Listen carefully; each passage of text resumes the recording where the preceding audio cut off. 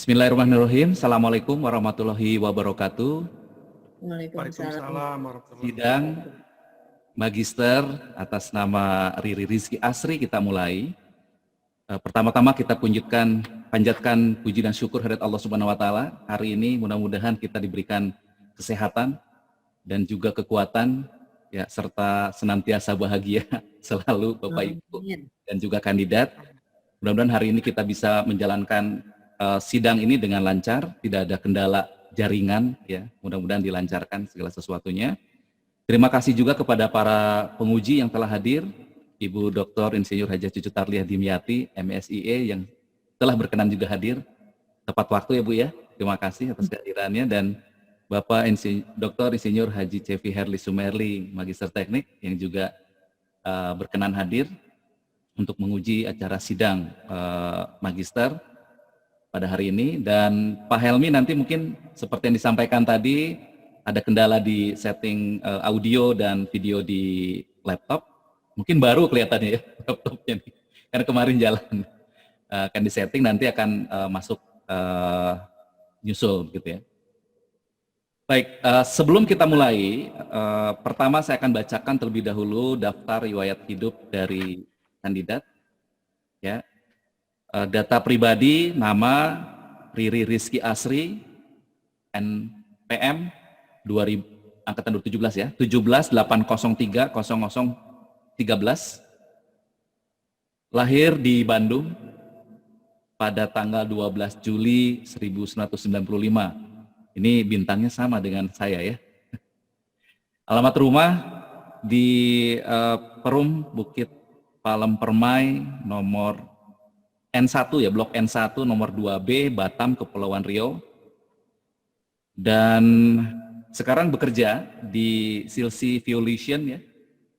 Jabatannya sekarang sebagai School Facilitator. Jadi ada edukasi ya, di bidang edukasi. Karena memang rencananya cita-citanya Riri ini jadi dosen gitu ya. Mudah-mudahan masih memendam passion menjadi sebagai tenaga pendidik ya.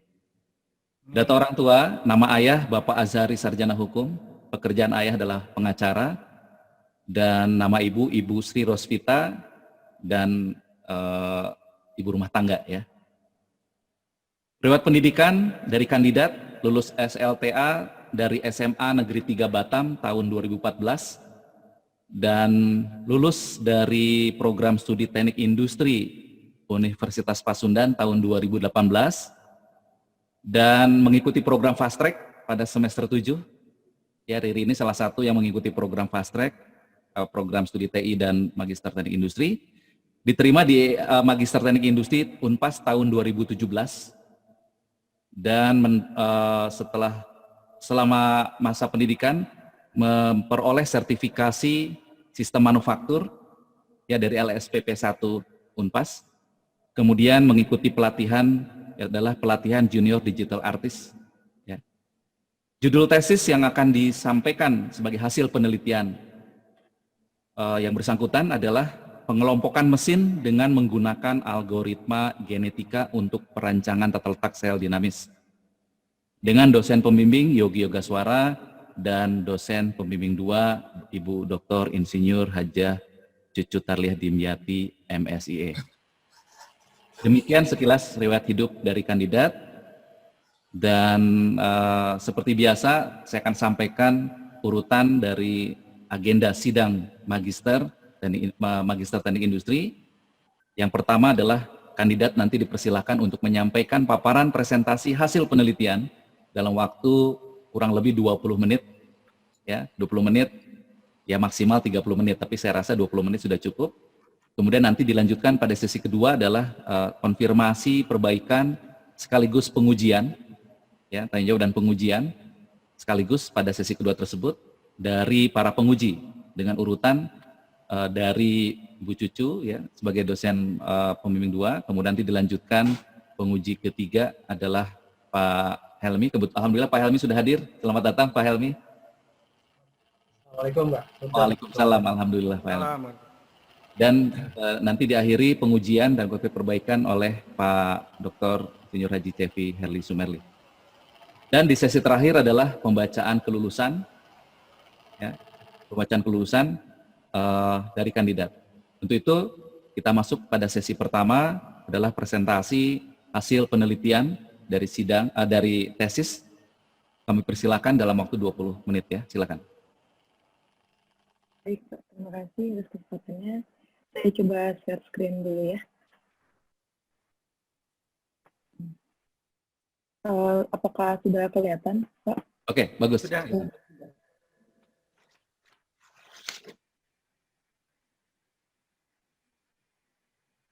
Baik, Assalamualaikum warahmatullahi wabarakatuh. Selamat pagi semuanya. Sebelumnya saya mau mengucapkan terima kasih atas kehadiran Bapak dan Ibu pada sidang tesis saya pagi hari ini. Langsung saja, sidang tesis saya dengan judul pengelompokan mesin dengan menggunakan algoritma genetika untuk perancangan tata letak sel dinamis. Nah, kita akan masuk ke bagian pertama, yaitu pendahuluan. Nah,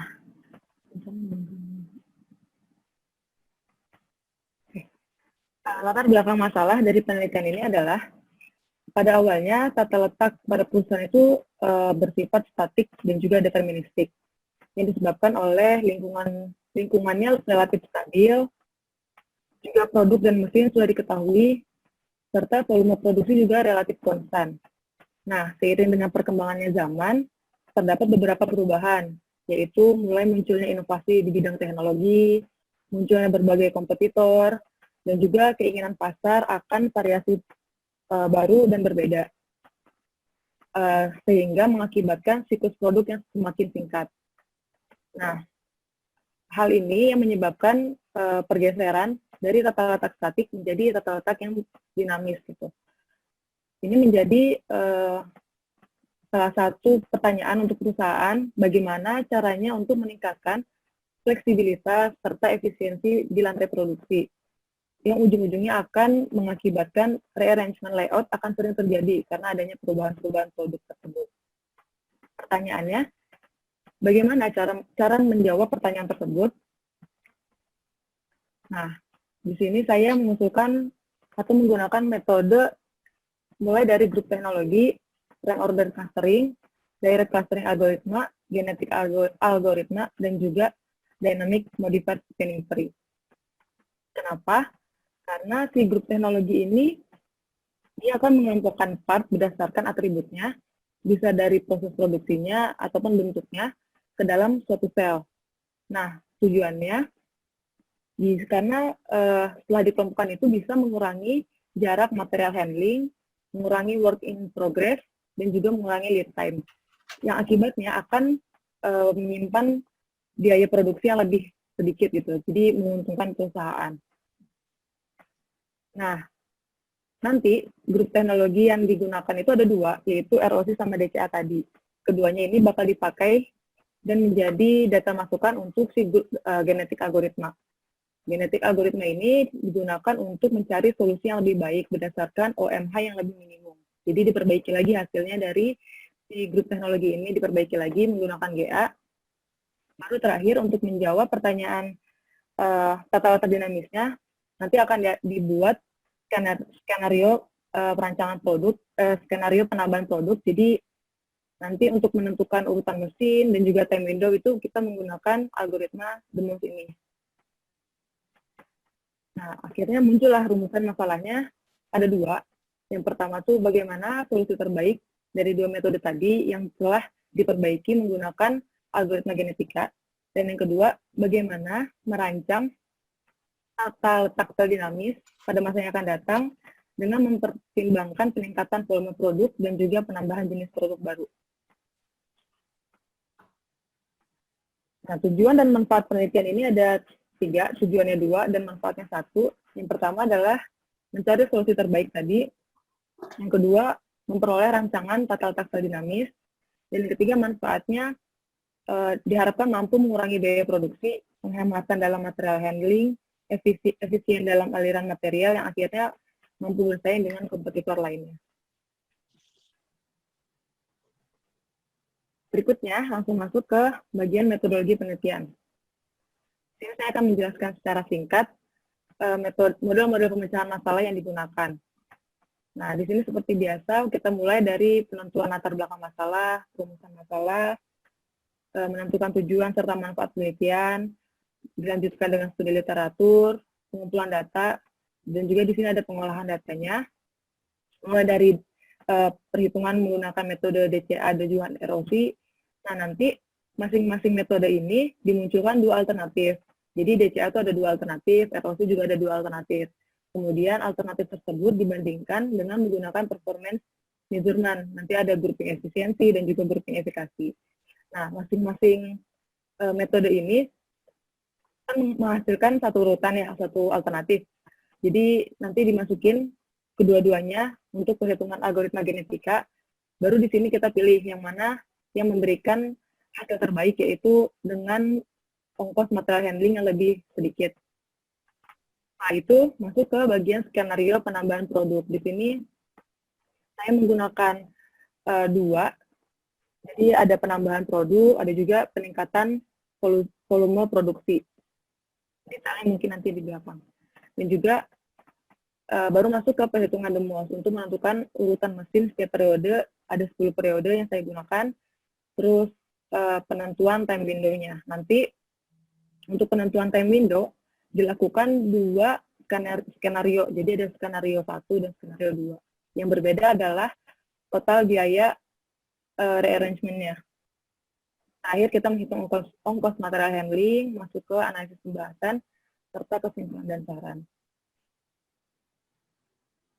Nah, di sini adalah flowchart untuk masing-masing metode grup teknologi.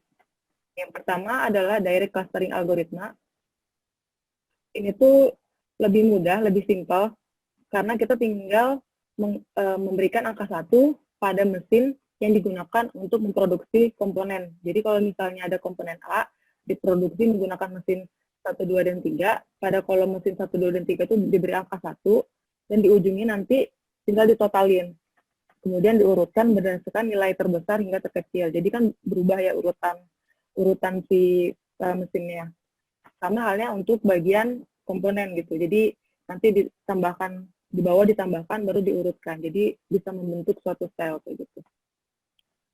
Sedangkan untuk time order clustering ini lebih kompleks, lebih ada perhitungannya karena menggunakan binary weight. Jadi di sini tuh misalnya ada 14 mesin, berarti pada kolom pertama 2 pangkat 14 dikurang 1, jadi 2 pangkat 13. Terus nanti sebenarnya 2 pangkat 12. Nah, nanti setiap ada angka 1 berarti dikaliin, nanti ditotalin juga sama, terakhir bakal diurutkan dari nilai terbesar hingga terkecil. Dilakukan 2 kali untuk setiap baris dan juga setiap kolom. Nanti kalau misalnya sudah tidak ada, barisan tidak memerlukan pengaturan ulang berdasarkan tingkatan, maka nah, setelah itu, setelah dari pengelompokan mesin, kita masuk lagi ke algoritma genetika. Di sini tahapannya kurang lebih seperti ini. Di awal kita perlu menginisialisasi populasi awal, menghitung nilai fitness setiap kromosom. Nah, di sini apakah stopping kriteria tercapai? Pada penelitian ini, stopping kriterianya adalah sampai tercapai 100 generasi. Kalau misalnya sudah, maka menghasilkan individu terbaik. Kalau belum, berarti kita harus memulai proses seleksi, proses rekombinasi, dan juga proses mutasi.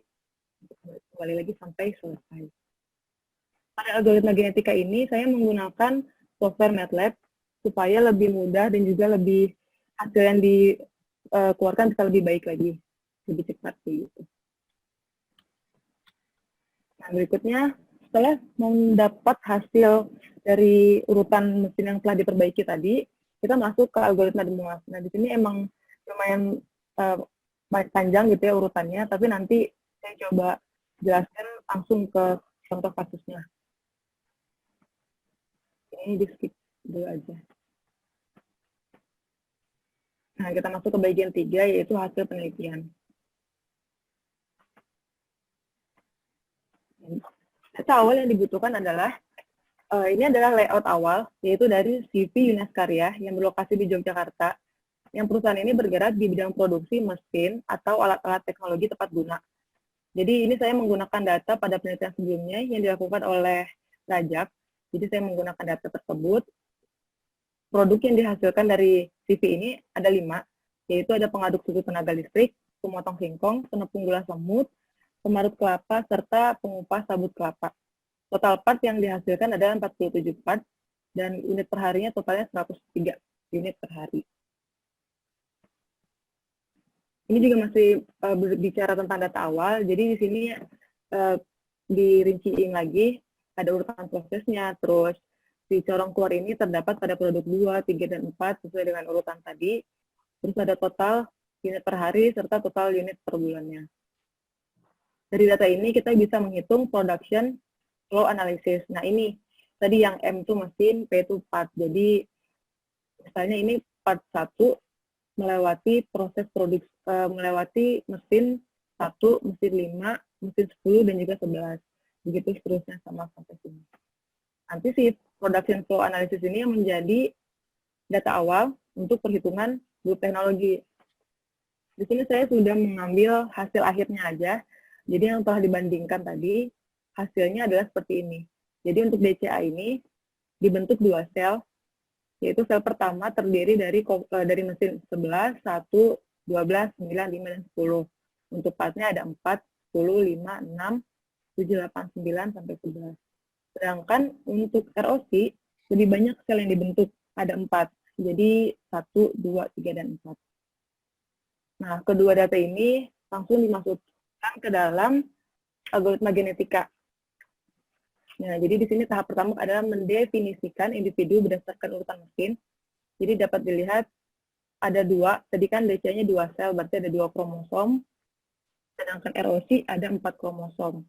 Nah, terus mendefinisikan nilai fitness berdasarkan total jarak perpindahan material, terus proses inisiasi populasi awalnya ditentukan 30 populasi dengan jumlah generasinya 100. Nah, untuk proses seleksi berdasarkan nilai fitness tadi, yaitu OMH tadi, setelah itu masuk ke proses crossover dengan probabilitas crossover 0,9, dan juga probabilitas mutasinya 0,01. Jadi data di sini nanti tinggal kita masukkan ke dalam software MATLAB hingga diperoleh hasilnya seperti ini. Untuk DCA sendiri hasilnya adalah rutenya ini seperti ini, dan distance ini maksudnya OMH-nya sebesar 405 dan ini 2. Kalau misalnya ROC hasilnya seperti ini.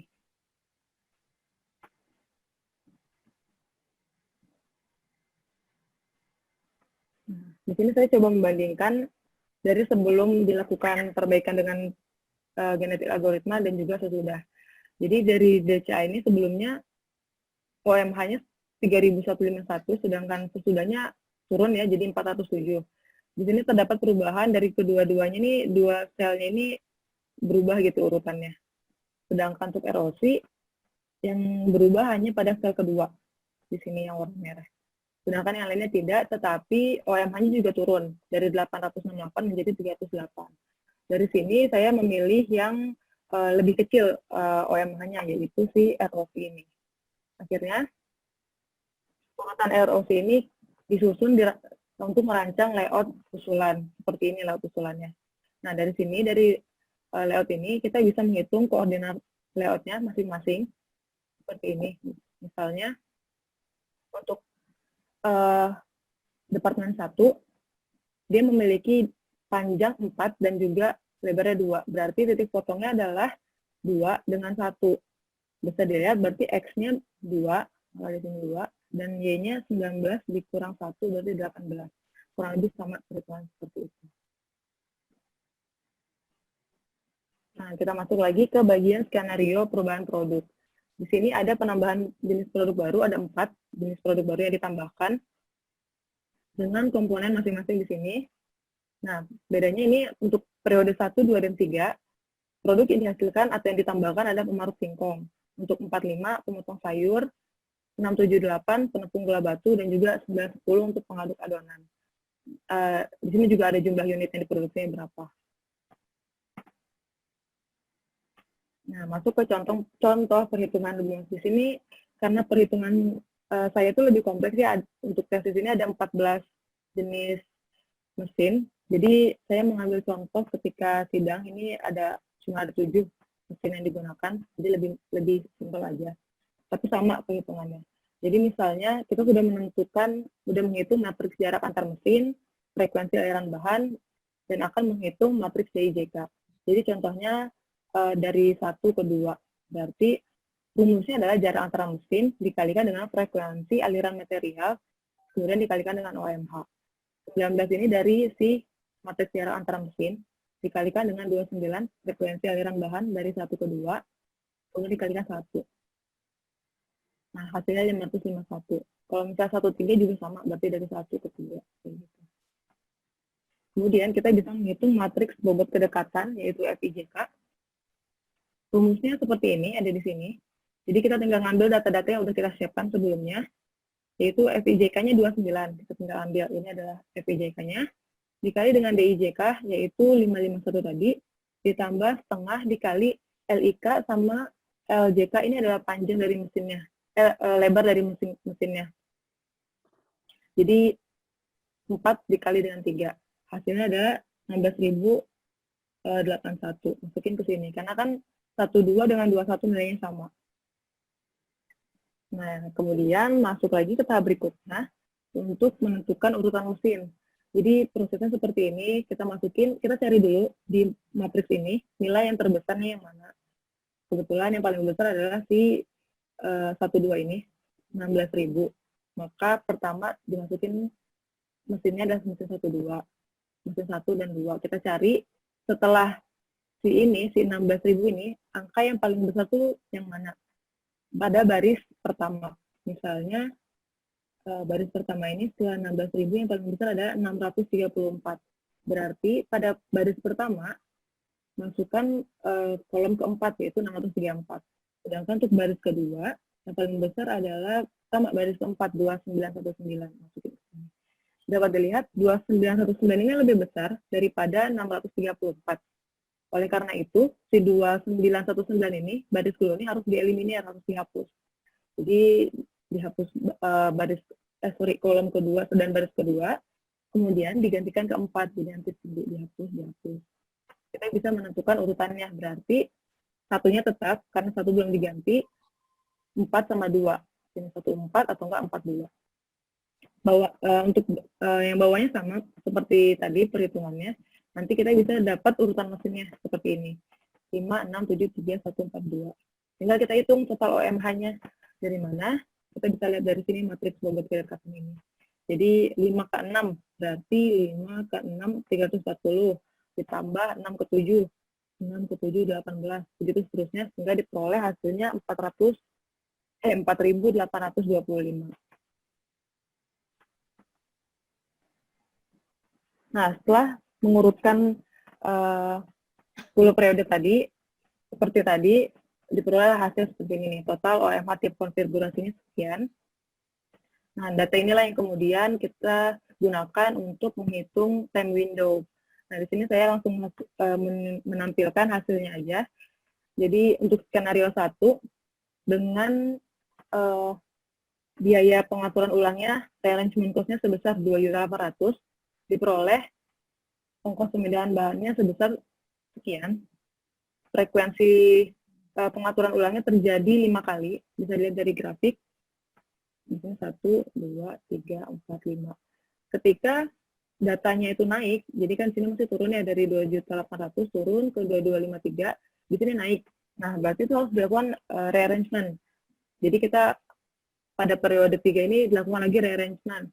Terus biaya masih turun, tapi naik lagi, berarti rearrangement lagi, kayak gitu seterusnya. Meskipun frekuensinya banyak, tapi total ongkosnya nanti lebih sedikit gitu. Jadi kita bandingkan dengan skenario kedua. Untuk skenario kedua ini total cost-nya dibuat tinggi, sengaja dibuat tinggi supaya untuk membandingkan.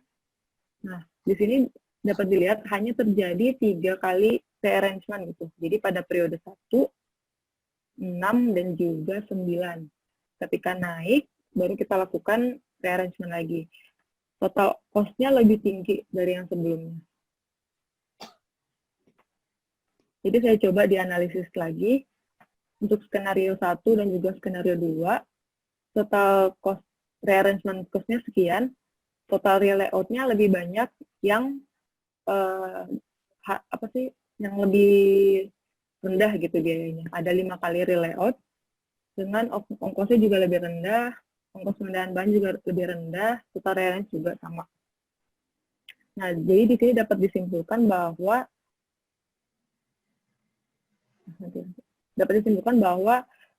ada trade-off antara rearrangement cost dengan OMH. Jadi semakin banyak kita melakukan relayout, otomatis OMH-nya akan semakin kecil. Begitu, sama sebaliknya. Jadi dapat disimpulkan dari penelitian ini, untuk menjawab pertanyaan rumusan masalah, solusi terbaik dari dua metode pengempukan mesin ke dalam sel manufaktur yang sudah dilakukan perbaikan dengan menggunakan algoritma genetika adalah rank order clustering yang alternatif 1 dengan urutan mesin seperti ini dan total ongkos material handling sebesar 308. Sedangkan untuk menjawab yang kedua, panjang time window yang dihasilkan yaitu seperti ini dengan pengaturan ulang total mesin dilakukan sebanyak 5 kali pada periode 1, 3, 5, 7, dan 9 serta total ongkos-ongkosnya seperti ini.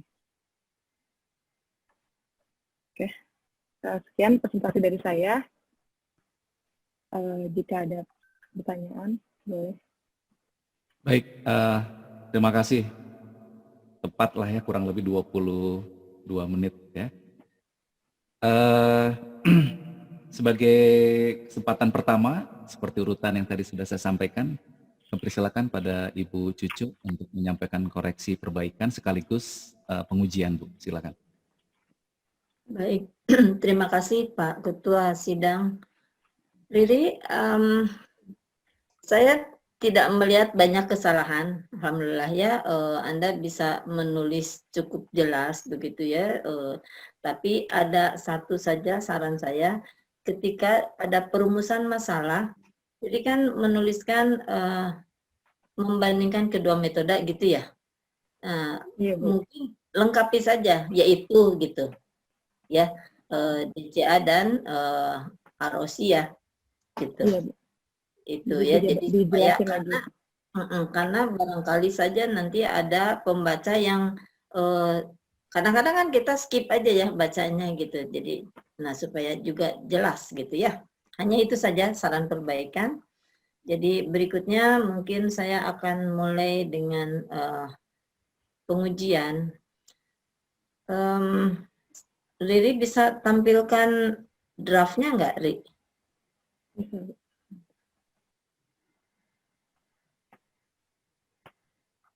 Ya, di abstrak.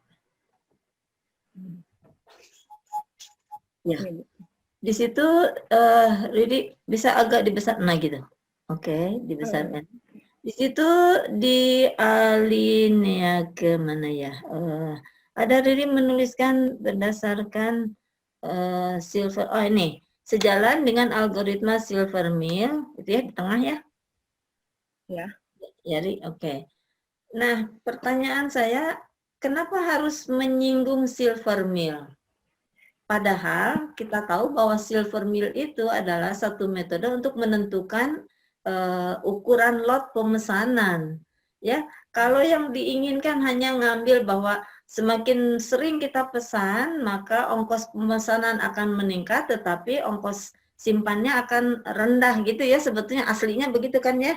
Tapi itu yang bicara seperti itu bukan hanya silver mill, EOKI juga sama gitu ya, metode yang lain juga sama. Nah ini menarik menarik kepenasaran saya, kenapa jadi kok harus memanggil silver mill, kenapa gitu?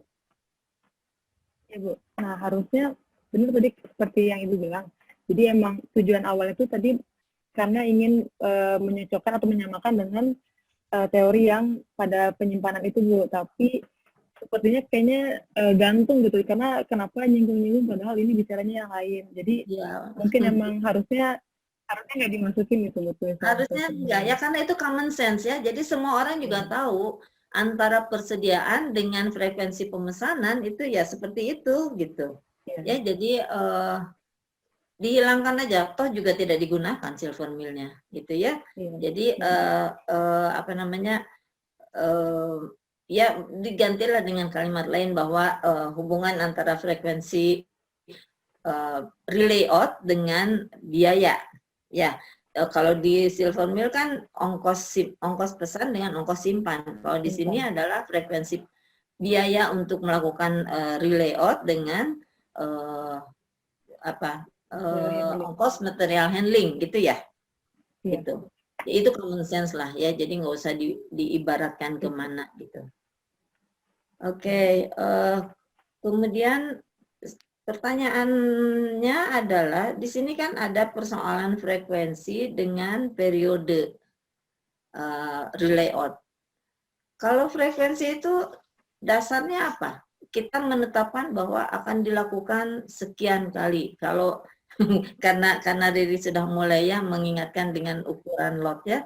Kalau dulu kan berapa kali pemesanan ya tergantung demand per tahunnya berapa, lalu ukuran pemesanannya berapa, berarti 1 tahun kita harus pesan sekian kali gitu ya.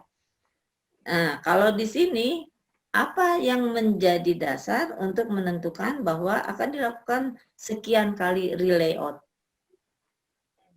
Jadi saya coba tampilkan lagi Bu ya. Nah, di sini. Jadi kapan kita harus melakukan relay out?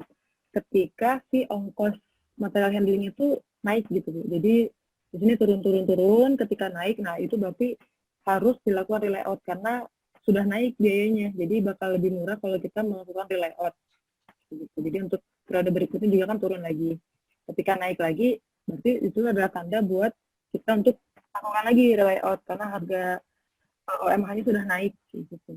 Ya, ini kan identik ya dengan kapan kita menentukan titik pemesanan kembali ya Ri ya. Ini analoginya bagus sekali gitu ya. Tapi kita tidak menentukan frekuensi. Jadi frekuensi itu adalah akibat saja dari ongkos. Ya, seperti ditunjukkan di sini, itu kan ketika ongkosnya itu naik, maka kita harus lakukan relay out gitu. Jadi frekuensi itu tidak direncanakan sebagai akibat saja dari kapan terjadi ongkosnya itu meningkat. Di situ kita harus sama ya seperti pada loading tadi gitu. Begitu kita berada pada posisi di mana persediaan kita itu sampai pada level tertentu, maka kita harus lakukan pemesanan lagi gitu ya, Ria. Gitu. Nah, tapi di sini dalam penelitiannya Riri ini frekuensi itu kan menjadi satu variabel yang menentukan. Ya. Nah, itu jadi pertanyaan saya ditentukan berdasarkan apa gitu. Mengapa bukan ya seperti yang tadi dijelaskan, itu frekuensi itu ya terjadi begitu saja, tergantung kepada kapan terjadinya naik, di situ kita lakukan relay out. Sehingga kalau dalam durasi 1 tahun misalnya, oh ternyata terjadilah sekian kali gitu. Nah, tapi kalau kita merencanakan frekuensi, belum tentu pada saat frekuensi misalnya dalam 1 tahun 3 kali, begitu berarti harus setiap 4 bulan gitu kan, belum tentu juga pada titik itu terjadi ongkosnya pas naik gitu. Gimana, Rik?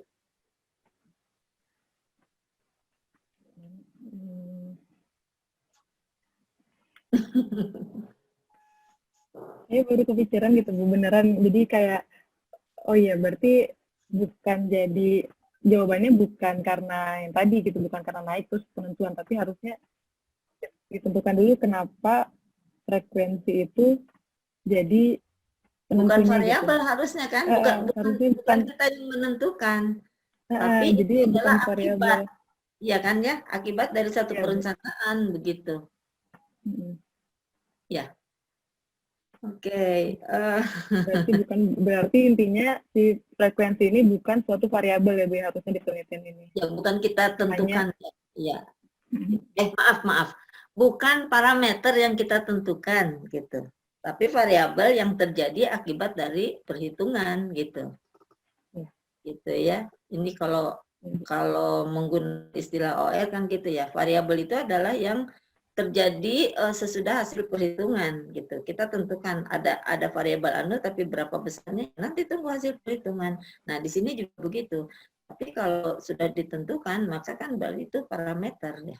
gitu ya. Oke. Kemudian kalau periode itu kan sama ya seperti model P, kan ada model I, ada model P, ya, Ri, ya. Kalau model P itu kita tentukan, kita harus layout setiap sekian bulan sekali misalnya gitu. Nah, itu beda lagi ceritanya gitu. Lalu yang menjadi akibat kalau kita sudah menentukan harus dilakukan sekian kali, seberapa lama sekali, itu ongkos menjadi konsekuensi gitu. Kalau di sini ongkos penyebab lalu frekuensi menjadi konsekuensi gitu. Jadi ya. Nah, pertanyaan berikutnya masih terkait dengan layout, ya memang itu ya intinya. Riri melakukan layout berdasarkan perubahan volume produksi dan penambahan jenis produk yang harus diproduksi. Ya, Ri? Iya. Betul ya? Nah, mengapa penambahan volume itu kok butuh layout ya? Karena kalau misalnya kita menambahkan jenis produk, penambahan volume produksi, berarti kan lead time yang dibutuhkannya lebih banyak, Bu. Jadi lama gitu, ya kan produksinya. Jadi supaya bisa lebih cepat dan bisa meminimalisir lagi, kita coba di layout lagi si tata letaknya. Jadi supaya hasilnya tuh bisa lebih minimum gitu ongkosnya. Ada produksinya lumayan banyak. Ada jaminan? Kalau saya itu tidak begitu, Ri. Ini kita gunakan sistem prinsip dari sistem produksi ya. Kalau misalnya demand-nya meningkat, ya ini kan volume produksi karena demand meningkat ya. Itu yang pertama terpikir adalah kapasitas harus ditambah ini gitu. Karena apa? Volume itu tidak merubah proses ya, proses produksi yang harus dilakukannya tidak berubah. Kita hanya perlu memperbanyak hasil saja. Nah, yang terpikir pertama ketika volume produksi harus meningkat karena demand meningkat, malah bukan layout tapi kapasitas mungkin yang harus kita perhatikan gitu. Ya, dengan proses yang sama karena produknya yang sama begitu, lalu berapa mesin. Nah, kalau dasarnya itu kita menambah mesin nih, tapi kan tidak seluruh mesin harus ditambah. Lalu kita perhatikan dulu routingnya seperti apa, lalu berdasarkan routing itu kita tahu, karena volumenya meningkat sekian, berarti mesin yang mana yang harus ditambah. Barulah sesudah kita menentukan mesin mana saja yang harus ditambah, tidak berarti seluruhnya harus ditambah, lalu lakukan layout. Tapi prosesnya seperti ini, ya jadi volume produksi meningkat, dicek dari routing, kemudian diketahui mesin mana yang harus ditambah, barulah sampai ke layout. Tapi yang Riri lakukan bypass nggak seperti itu. Hilang gitu merasa sih. Jadi ya? Iya, Bu. Oke. Nah, karena gini, saya sih melihatnya, ini pekerjaan Riri ini luar biasa. Besar, banyak, dan tidak mudah. Bukan satu hal yang mudah untuk dilakukan gitu. Tetapi ya seperti biasa, ketika kita lebih fokus kepada how to-nya, lupa dengan reason-nya gitu ya. Ya itu biasa dilakukan. Jadi maksud saya begini, Riri sesudah ini insya Allah ya punya walaupun sibuk kerja, tapi mungkin punya keinginan untuk menyempurnakan ini ya, karena apa? Karena bukan berarti kita harus merombak seluruh pekerjaan ini, tidak, tapi ada bagian-bagian yang ini harus ditambahkan ya. Ya seperti tadi, sebelum layout itu cek dulu gitu. Karena kan volumenya bertambah berapa itu tidak berarti mungkin pada level tertentu tidak berarti apapun harus ditambah, kapasitas belum tentu juga harus ditambah. Nah, Di situ lalu Riri bisa melakukan, oke, nambahnya sekian, sehingga ada loh mesin yang harus ditambah karena penambahan kapasitas gitu. Itu kan bisa dibikin skenario-nya seperti itu, tapi ada tahapannya ke situ dulu. Jadi nggak ujuk-ujuk gitu. Karena sedang ya jatuh cintalah dengan relayout, terus ujuk-ujuk aja sampai ke situ. Enggak ya, ada satu jembatan gitu. Oke. Nah, kemudian kalau penambahan jenis produk, karena routingnya mungkin berbeda, ya jenis produk kan bisa apapun, walaupun sejenis. Misalnya tadi kan itu kan peralatan untuk memproses, ya nantinya kan ini hasil akhirnya adalah produk-produk yang akan digunakan dalam proses yang lain gitu ya. Nah, kan bisa saja ke pabrik ini lalu datang sejenis sih membuat peralatan juga, tetapi yang baru sama sekali hasil dari inovasi kah atau apapun. Nah, itu saya tidak mempertanyakan sepanjang Riri lengkapilah bahwa penambahan jenis produk ini adalah yang membutuhkan rute yang ya routingnya itu yang tidak persis sama dengan yang ada sekarang gitu, sehingga ada kebutuhan mesin baru gitu. Nah, jadi intinya Riri, relayout itu adalah karena kita menambah mesin atau ada mesin yang jenisnya yang lain dari yang ada saat ini gitu. Sehingga kita harus perhatikan benar di mana nih si mesin yang baru ini gitu. Entah baru karena jumlahnya, entah baru karena jenis mesinnya. Itu yang saya ingin Riri lengkapi gitu ya, sehingga proses berpikirnya enggak tiba-tiba di ujung gitu. Nah, oke. Ini sudah Riri lakukan dan saya tidak komplain tentang ini, tapi saya mohon Riri jelaskan kenapa harus dynamic. Dynamic itu diambil karena tadi itu Bu yang balik ke ada penambahan jenis produk baru sama volume peningkatan produksi. Berarti kan dinamis gitu. Jadi si tata letaknya ini berubah-berubah seiring dengan berjalannya waktu. Jadi nggak tetap dalam 5 tahun pakai tata letak yang sama, tapi dalam periode tertentu berubah lagi. Nanti periode ini berubah lagi. Makanya perubahan ini yang menyebabkan muncul istilah dinamis gitu di penelitian ini. Ya, tapi tadi kan di awal bicara tentang tentang grup teknologi ya, Eri ya? Nah, bukankah sebetulnya konsep dasar dari dilakukannya grup teknologi itu adalah pengelompokan mesin supaya dia fleksibel untuk membuat produk apapun? Nah, sebetulnya itu ya. Itu jadi rada-rada kontradiktif ini. Iya. Iya Bu, jadi kan emang pas di awal tuh yang grup teknologi itu digunakan untuk menjawab atau menangani permasalahan yang misalnya butuh tata letak yang fleksibel yang tadi untuk penambahan, kalau misalnya ada penambahan jenis produk baru bisa dilakukan. Nah, tapi itu kan belum dinamis ya, berarti nanti dinamisnya itu ketika ada perubahan itu, makanya ditambahin di sini tuh ditambahin skenario penambahan produk. Gitu, makanya balik lagi sih Bu kayak gitu tadi.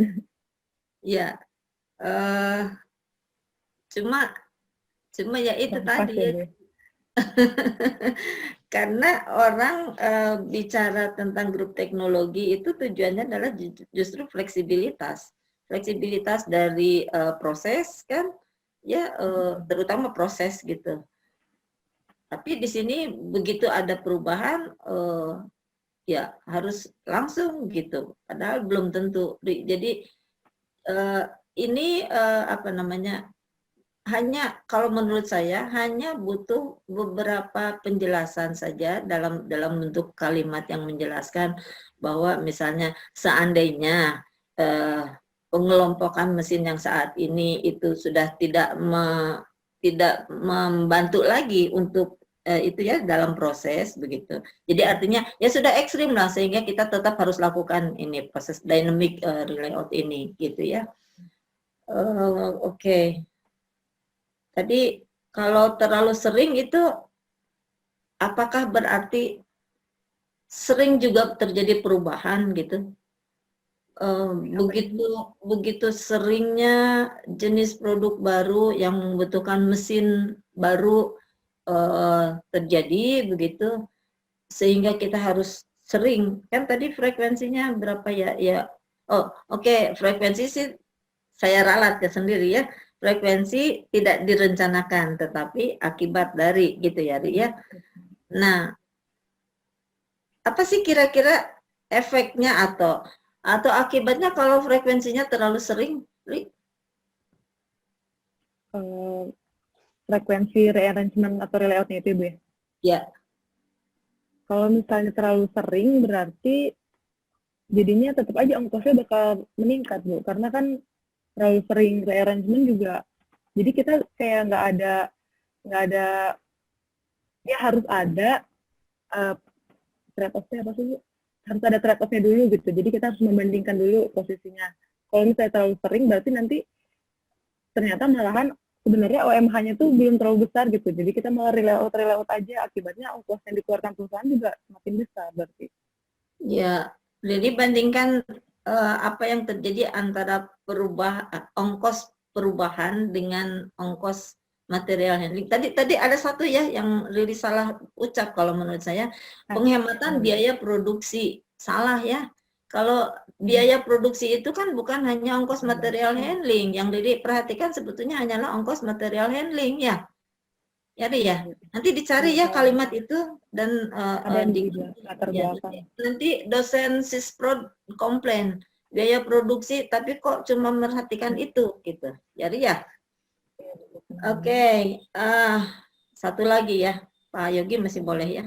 Stopping kriteria tadi Riri menetapkan 100 ya dalam proses GA-nya 100 ya. Ada dasar kenapa 100? Dari penelitian sebelumnya, Bu. Jadi beberapa penelitian sebelumnya saya lihat tuh emang mereka tuh menggunakan 100 gitu. Jadi saya mengikuti penelitian sebelumnya. Oke, disebut enggak? Rasanya enggak tuh. Jadi ya. Dan ini sebetulnya kita bebas kok ya. Stopping kriteria itu kita bebas menentukan, tetapi bebas itu kita harus punya alasan gitu. Jadi kalau Riri ya bingung saya juga mau berapa ya. Nah, ditulislah di situ dengan mengikuti saran dari tadi ya peneliti yang lain ya bahwa dalam proses GA itu kan kita boleh menetapkan kapan kita harus berhenti melakukan searching. Nah, Riri mengambil dari siapa gitu sehingga diambillah 100 gitu. Itu nggak salah, boleh saja, tapi ya itu kan orang lalu nanya kenapa Riri ambil 100 gitu. Jadi ya. Ya, Bu. Oke, satu terakhir adalah Riri kenapa sih harus membandingkan metode? Kan tadi ya di perumusan masalah membandingkan dua metode gitu. Kenapa harus dibandingkan? Nah, dengan dia. Enggak sih, Bu, sebenarnya udah nggak dibandingin lagi. Jadi, yang itu ya, yang di perumusan masalah. Jadi itu kan saya bilang dibandingkan. Di perumusan masalah juga membandingkan dua metode. Itu yang tadi saya bilang, tulis dong metode yang dibandingkan apa gitu. Ya, Bu, harusnya nggak dibandingkan. Jadi emang dipakai dua-duanya gitu. Masuk langsung. Jadi ntar GA-nya itu. Berarti ini belum direvisi, Bu. Maksudnya masih salah. Jadi catatannya perbaiki juga perumusan masalah ya, Ri ya? Perumusan masalah. Iya, Bu. Oke. Dari saya cukup barangkali Pak Yogi. Terima kasih Riri ya. Pak Yogi terima kasih. Sama-sama, Bu. Baik, terima kasih Bu Cucu. Kami yang harus terima kasih ya. Ya, Ibu Cucu juga sudah membimbing dengan baik ya proses perjalanan penyusunan tesis ini. Banyak sekali yang dicatat tadi, mungkin lebih banyak pada koreksi penyempurnaan penelitian ini ya, Riri ya. Mungkin nanti dibahas di akhir. Baik, kesempatan berikutnya kami persilakan pada Pak Helmi untuk menyampaikan koreksi, perbaikan sekaligus pengujian, Pak. Mangga, Pak, silakan. Terima kasih. Bismillahirrahmanirrahim. Assalamualaikum warahmatullahi wabarakatuh. Waalaikumsalam. Waalaikumsalam warahmatullahi wabarakatuh. Selamat pagi, Riri. Sehat? Pagi, Alhamdulillah, Pak, sehat. Oke, baik ya. Saya sudah baca ya. Apa yang Anda buat ini sangat bagus ya. Jadi KTI-nya kelihatan gitu ya. Oleh karena itu, Anda mau jadi apa nanti ke depan ini? Sudah jadi, Pak. Jadi apa, Bu? Jadi sudah berkarir, Pak. Menjadi dosen di Unpas. Jadi ya? Di mana? Iya, Pak. Di Unpad, karena pengen ikut serta gitu Pak, membangun anak negeri. Di mana? Pengen jadi dosen, Pak. Unpad. Oh, pengen jadi dosen. Di Unpas. Di Unpas, oke. Insya Allah ya. Kita coba lihat ke depan nanti. Memang sebaiknya mungkin kalau saya sarankan memang jadi dosen gitu ya, karena saya lihat dari mudah-mudahan lah, nah, coba mungkin saya coba komunikasi dengan pihak pimpinan, karena kalau mungkin dari bawah ya mungkin tingkat S2 masih memudahkan gitu. Baik, Riri ya, kita coba masuklah ke dalam materi tesisnya. Saya sudah baca, saya kira ini baik ya. Jadi saya tidak akan banyak koreksi. Hanya saja satu yang mengganjal tadi, sebenarnya juga pertanyaannya ini sama, mirip dengan apa yang telah disampaikan oleh Bu Cuti tadi, yaitu bahwa Anda kan tadi membuat statement bahwa pertama ya, semakin apalagi namanya sering melakukan pemesanan, maka ongkos itu akan menurun gitu ya. Koreksi saya ya kalau saya lain. Nah, gitu. Sebenarnya kan ini tidak tepat gitu ya. Karena misalkan kalau kita berbicara apalagi namanya ini kan kaitannya dengan ini apalagi namanya persediaan gitu. Jadi ada dua ongkos itu kalau kita bicara dari persediaan kan ada ongkos pemesanan dan ongkos ongkos simpan ya gitu. Nah, kalau sekarang mulai kaitan ketika Anda melakukan sering pemesanan, boleh jadi ongkos pesannya itu rendah gitu, meningkat gitu, tapi ongkos simpannya yang rendah. Gitu. Ketika Anda melakukan apalagi namanya frekuensi pemesanannya berkurang, maka apalagi namanya ongkos simpannya yang akan mungkin naik gitu ya. Sekali pesan untuk kebutuhan 1 tahun misalkan, maka ongkos pesannya yang rendah tetapi ongkos simpannya akan meningkat. Nah, kalau analogi ini Anda gunakan untuk relay out gitu ya. Juga tadi saya mendengar bahwa semakin relay out dilakukan, maka biayanya akan turun gitu. Sebenarnya prinsipnya sama gitu ya. Ada ongkos yang lain yang apalagi namanya yang meningkat gitu. Jadi mungkin ongkos apalagi namanya kan bedakan antara ongkos handling gitu ya. Ongkos handling itu kan sebenarnya adalah ongkos yang timbul sebagai akibat kita memindahkan apalagi namanya material ya dari satu titik ke titik yang lain, satu mesin ke mesin yang lain. Tetapi bahwa ketika Anda melakukan relay out, maka ada ongkos relay out kan yang muncul gitu. Nah, itu apalagi namanya, apakah di sini dilihat gitu, ongkos relay out-nya gitu. Nah, sehingga statement mengatakan bahwa semakin relay out dilakukan, makin sering, maka biayanya akan turun. Tentu kan kita bicara biaya total gitu ya. Ini juga kurang tepat gitu. Tadi sudah disampaikan oleh Bu Cucu berikutnya gitu ya, bahwa relay out itu dilakukan bukan karena adanya apalagi namanya penambahan produk gitu, tetapi fungsi daripada kapasitas. Ketika demand lebih besar daripada kapasitas, maka ada dua hal kan, bisa apalagi namanya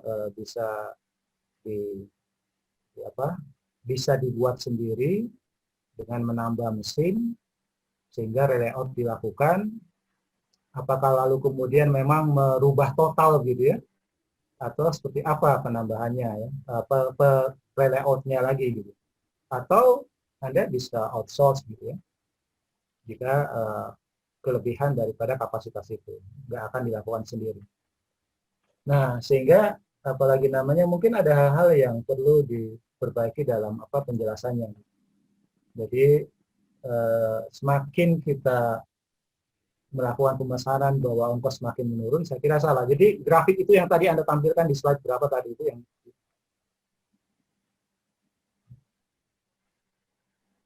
Nah, ini satu lagi ya ini gitu ya.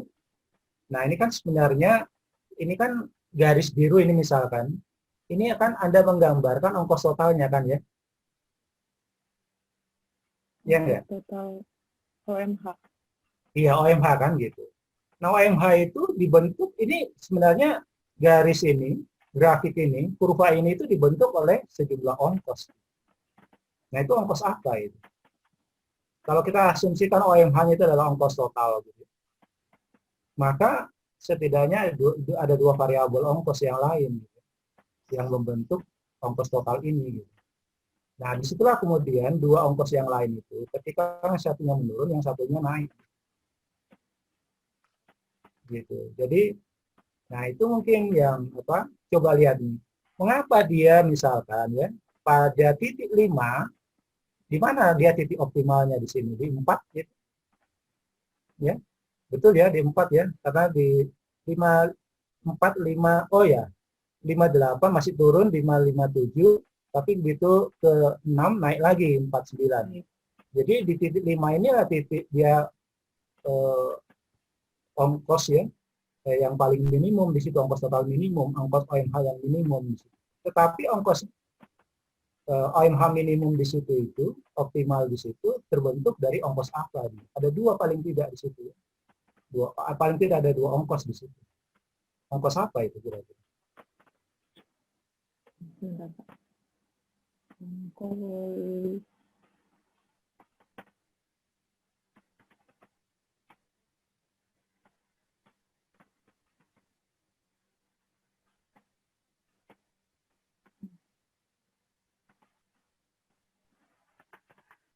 Ini Pak, sebenarnya si tadi yang total-total ini di grafik, datanya kan dari sini, dari total ini. Iya, Anda sebenarnya bisa lihat di situ mana. Kapan ketika dia naik begitu ya, maka variabel yang satunya menurun, yang satunya mulai naik gitu. Naik. Variabel apa saja itu? Kalau Anda gunakan analogi sistem persediaan, itu tadi ada ongkos pesan dan ada ongkos simpan gitu. Semakin kita sering melakukan pemesanan, betul sekali pesan makin jumlah pesanan sekali pesan itu menurun, berakibat kepada ongkos simpannya menurun karena yang kita simpan itu kecil-kecil gitu. Tapi ongkos pesannya karena sering dia meningkat gitu ya. Tapi ketika Anda mengurangi frekuensi pemesanan sehingga sekali pesan besar volumenya, maka boleh jadi ongkos pesannya kurang, tetapi ongkos simpannya yang naik. Gitu. Nah, dalam hal ini, kalau Anda gunakan analogi itu untuk layout, ya, apa yang terjadi? Kalau misalkan ongkos OMH-nya adalah ongkos totalnya, maka ongkos total itu dibentuk oleh apa itu? OMH itu dibentuk oleh ongkos apa saja begitu. Kan bisa kelihatan dari tabel ini. Ini tabel ini adalah ongkos 991.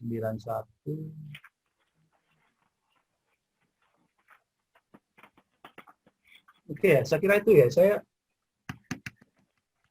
Ini hasil simak saya ya, Riri ya. Kalian tolong di ini karena saya kebetulan harus rapat ini. Ada rapat seperti Sabtu gitu, jadi saya tidak bisa lama. Tapi itu adalah bukan koreksi ya, tapi tolong dilihat kembali. Kemudian yang kedua, betul sama ya, saya juga apalagi namanya melihat untuk yang GA-nya ya. GA itu memang tujuannya kan sebenarnya adalah untuk memberikan solusi alternatif gitu.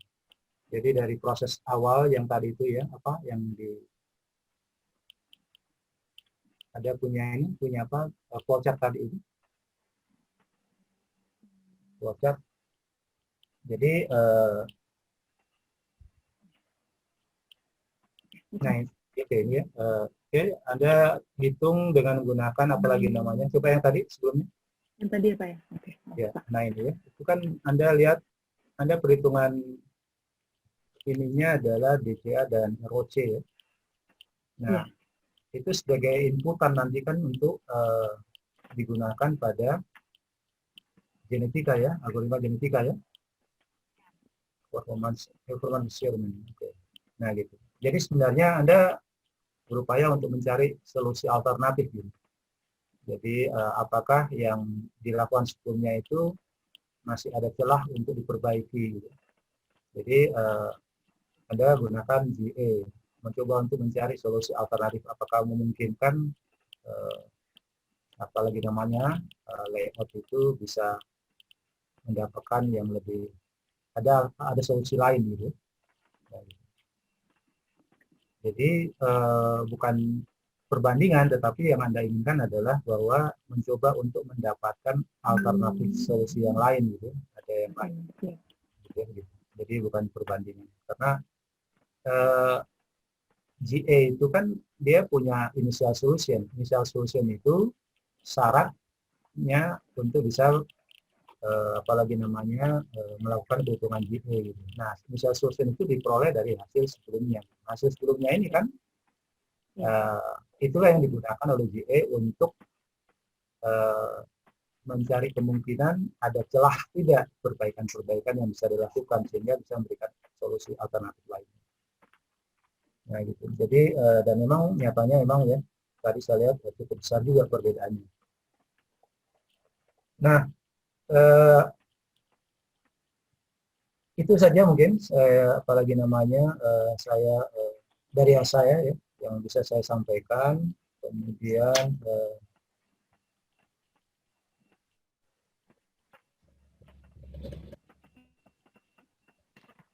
jadi filologis ya terhadap pertama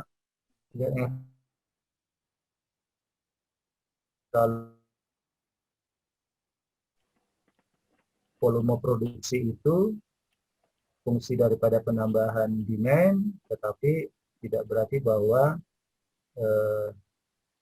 itu yang menjadi apalagi namanya menjadi apakah kita menambah kapasitas atau tidak. Nah, sehingga dengan menambah kapasitas, kalau misalkan menambah mesin, ya itu layout dilakukan. Jadi bukan karena prosesnya sudah tetap. Ya. Baik, saya kira itu dari saya. Jadi saya hanya apalagi namanya mengkonfirmasi saja. Pekerjaan Anda sudah sangat bagus. Ya. Mudah-mudahan Anda kedepannya bisa terlibat di dalam dunia pendidikan. Gitu. Mudah-mudahan kalau bisa unpas ya unpas. Kita coba. Baik, saya kira itu saja. Maaf, Bu Cucu, Pak Yogi, Pak Cepi, saya mundur dulu karena saya harus rapat dulu sebentar. Nanti saya masuk lagi untuk yang kedua. Terima kasih. Assalamualaikum warahmatullahi wabarakatuh. Baik, Pak. Waalaikumsalam. Kami jangan lupa nanti jam 10 kita ada pengujian untuk Pak Gunawan. Jadi, hari ini Prodi S1 sedang pembahasan Siti Sabto. Jadi mungkin Pak Helmi juga sempit sekali waktunya ya, tapi mungkin bolak-balik masuk kembali nanti ke dalam pengujian. Untuk berikutnya kami persilakan Pak Cevi untuk menyampaikan konfirmasi perbaikan sekaligus pengujian. Silakan Pak. Baik, terima kasih Bapak Ketua Sidang. Saya hanya koreksi yang pertama satu ya, Riri, juga untuk teman-teman yang lain. Itu sering sekali kita melihat atau mendengar orang salah mengucapkan ketika membaca matrik. Ya. Kan kalau di dalam aturannya itu baca matrik itu baris dulu baru kolom. Gitu ya. Saya masih ingat banget gitu dulu pertama kali Bu Cucu bilang ketika membaca matrik aturannya harus seperti itu dan saya tetap ingat sampai sekarang. Dan dilalahnya itu banyak orang yang kemudian salah kaprah baca matrik itu kolom dulu baru baris. Ya, jadi kayak Riri tadi, yang baris itu adalah mesin, yang kolom itu part. Jadi bacanya jangan part dulu tapi mesin dulu. Di mesin di mesin 1 misalkan dilakukan proses pembuatan part sekian. Jadi yang dibacanya itu adalah baris dulu baru kolom. Ya, buktinya salah kaprah juga matrix SWOT dinamakan matrix SWOT ya, harusnya TOWS gitu ya. Tapi kadung orang salah kaprah bertahun-tahun jadi terkenalnya matrix SWOT, harusnya dirubah kalau saya mengikuti aturan yang diajarkan dulu dan saya ingat sampai sekarang. Terus yang berikutnya ada satu yang sebenarnya, tapi itu salah satu dari variasi penelitian. Jadi Riri sebenarnya nggak bisa tahu ya Ria, dulu orang membuat layoutnya seperti itu dasarnya apa ya Ria? Karena Riri menggunakan data dari penelitian sebelumnya. Sebenarnya kita ingin tahu juga sih orang pertama kali membuat layout ini dasarnya kriterianya apa. Nggak apa-apa lah, itu bisa kita pahami karena di dalam proses berikutnya yang paling penting adalah kita selalu punya upaya untuk memperbaiki ya, continuous improvement. Jadi yang sudah ada diperbaiki lagi. Yang saya ingin pertama kali tanyakan kepada Riri, kalau tadi Bu Cucu dan Pak Helmi cerita tentang ketika demand-nya naik itu berhubungan dengan kapasitas. Tapi tadi di dalam presentasi, di dalam tesis Riri disebutkan bahwa di dalam kasus yang kemudian Riri kepikiran untuk mencari alternatif solusi yang lebih baik dari grup teknologi, itu adalah dengan menggunakan skenario pembuatan produk baru ya. Pembuatan produk baru ya, tadi di dalam presentasi, kemudian di tugas akhir Riri di bab 1 dan di tesis Riri bab 1 dan bab 3 disebutkan juga. Jadi skenario di dalam grup teknologinya itu adalah karena adanya produk baru gitu ya. Itu Riri sudah sebutkan tadi di dalam latar belakang, hal itu bisa terjadi karena masalah terjadinya inovasi, kompetisi, kemudian tuntutan pasar, kemudian juga siklus produk yang semakin pendek gitu, sehingga memerlukan layout, memerlukan sistem produksi yang fleksibel. Walaupun tadi sudah digarisbawahi juga oleh Bu Cucu bahwa kita membuat grup untuk mesin-mesin itu juga dalam rangka untuk memberikan fleksibilitas dari layout yang tidak kita buat dalam bentuk grup, gitu ya. Bahkan di dalam proses perkembangan berikutnya orang karena ingin betul-betul fleksibel kita namakan dengan flexible manufacturing system, gitu ya, yang sudah menggunakan otomasi.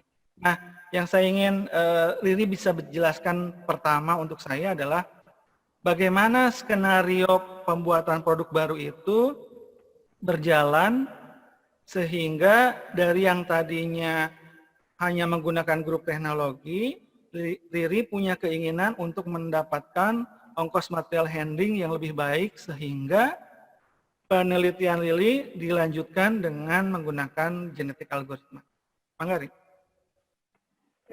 Baik Pak, jadi sebelumnya saya ingin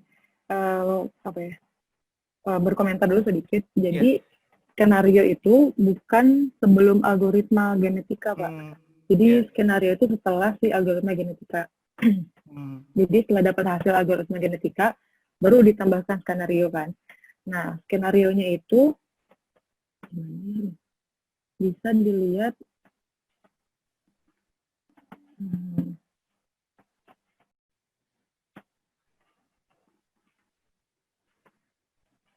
Nah, di sini kan, jadi ada komponen baru seperti ini. Nah, nanti juga ada kenaikan, jadi ada dua kan tadi skenario-nya tuh penambahan produk baru sama komponen produksi, kenaikan volume produksi. Nah, kenapa ini, pertanyaannya kenapa hal ini bisa apa tadi Pak, meminimasi ongkosnya? Iya, bisa mendapatkan solusi alternatif ongkos material handling yang lebih baik. Lebih baik itu artinya lebih kecil ya? Ya Pak. Jadi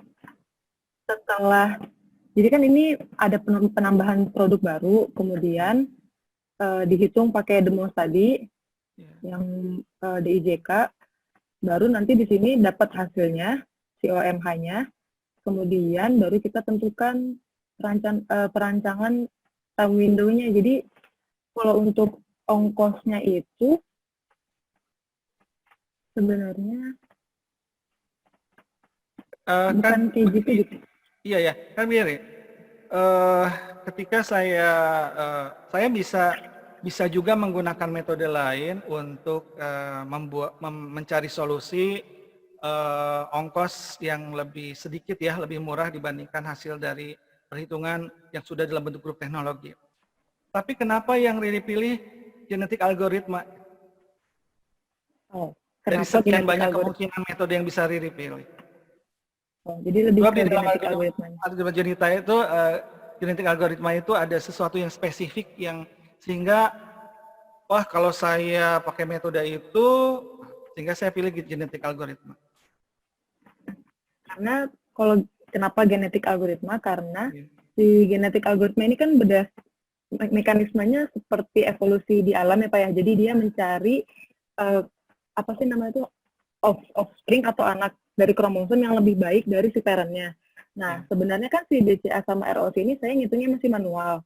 Jadi kemungkinan besar emang hasilnya tuh belum baik gitu. Jadi baru pengelompokan ya udah segitu. Nah, saya tuh pengen coba lagi apakah bisa dimaksimalin lagi, diperbaiki lagi sih hasilnya dengan kriterianya adalah OMH yang lebih rendah. Nah, disinilah saya menggunakan algoritma genetika karena kan emang menurut berdasarkan algoritmanya juga sesuai gitu Pak, cocok untuk memperoleh solusi yang lebih baik lagi. Jadi pakainya algoritma genetika terus nggak manual, jadi menggunakan software kan supaya emang lebih cepat dan lebih hasilnya bisa lebih pasti gitu.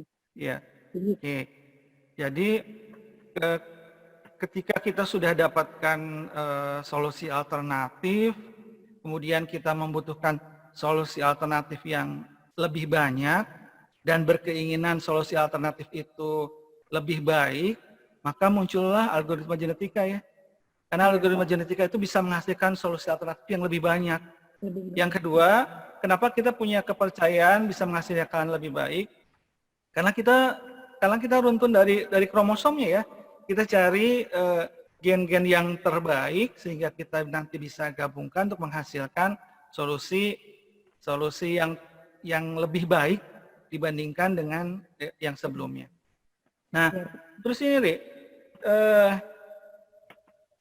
ketika Riri membangkitkan alternatif itu, kan hasilnya itu Riri dapatkan beberapa urutan perubahan letak mesin ya. Iya Pak. Ya, oke. Kemudian tadi Riri juga menampilkan beberapa produk baru. Tadi sudah ditanyakan juga oleh Bu Cucu mengenai routingnya gitu. Bagaimana kalau saya mendapatkan produk baru yang routingnya betul-betul baru gitu, Ri? Kalau misalnya routingnya, ya jadi Riri seharusnya tadi bisa menunjukkan dengan produk-produk baru itu bagaimana routingnya gitu ya. Sehingga kita bisa tahu bagaimana kalau saya mendapatkan produk baru yang betul-betul routingnya baru gitu. Jadi emang kebetulan untuk penelitian ini routingnya tuh bukan betul baru, tapi mirip aja Pak, mirip dengan teman-temannya, jadi bisa dikelompokkan. Tapi kalau misalnya benar-benar baru, kemungkinan bakal misah gitu, jadinya nggak bisa dikelompokkan lagi dengan teman-temannya. Iya, betul. Ya, yang pertama, alhamdulillah kebetulan ya, hampir mirip-mirip gitu ya, hampir mirip-mirip sehingga tidak menyulitkan Riri di dalam menghitung algoritma genetikanya gitu. Sebab kalau saya kepikirannya tadi dalam presentasi untung Riri menyebutkan kata itu dan saya sebenarnya wanti-wanti kepada Riri jangan lupa menyebutkan kata itu di akhir penelitian Riri.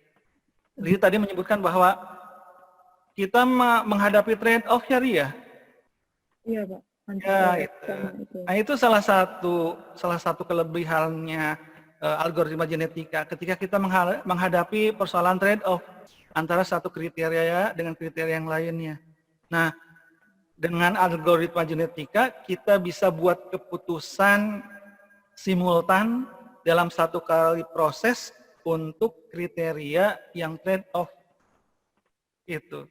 Nah, di situ Riri bisa menunjukkan bahwa pilihan yang lebih berat kepada pilihan trade-off tadi, itu yang mana yang kemudian akan kita pilih. Gitu ya. Kalau saya cerita tentang trade-off itu yang ekstrim aja. Kalau saya makan buah simalakama, maka yang meninggal ibu. Kalau saya tidak makan, maka yang meninggal bapak. Wah, susah pilihannya ya, gitu ya. Gitu ya. Jadi membayangkan itu kalau saya trade-off. Sehingga dengan algoritma genetika ini kita bisa menunjukkan pilihan yang lebih baik dari sekian banyak solusi, sehingga kedua pilihan itu kita harus terima dengan reason, dengan justifikasi yang sudah dibuat di awal gitu. Nah, kemudian tadi Riri juga sebutkan bahwa, nah, coba tunjukkan yang terakhir, yang ongkos trade-off tadi. Ini ya. Bukan, yang ini ya. Nah, jadi dari sini Riri bisa lihat bahwa yang berkontribusi terbesar terhadap ongkos itu adalah ongkos material handling, ya, sesuai dengan yang Riri ongkos material handling, ongkos pemindahan bahan. Iya Pak, Ongkos pemindahan bahan sama ongkos material handling. Riri spesifik. Riri buat spesifik apa ya? Jadi ini maksudnya Pak, kalau OMH ini cuman OMH-nya aja, kalau ini mah udah total Pak harusnya. Ini total. Oh iya. Makanya dikasih namanya itu ya Ria. Soalnya kalau dilihat itu terjemahan ya. Ongkos material handling dengan ongkos itu. Nah, saya ingin cerita. Karena sama aja artinya. Iya, sama aja. Tapi di laporan betul ya, Riri ya? Iya. Iya Pak. Ya, di laporan betul aja di ini aja. Oke. Nah, Riri bisa lihat di sini bahwa dari total ongkos pemindahan bahan gitu, itu berapa besar kontribusi dari ongkos material handling, ya, ongkos material handling itu sendiri. Oke. Nah, Riri bisa lihat di sini kontribusinya sebesar apa. Kemudian tadi cerita kepada saya ingin maju kepada cerita tentang bentuk kromosomnya. Lihat di urutan kromosomnya.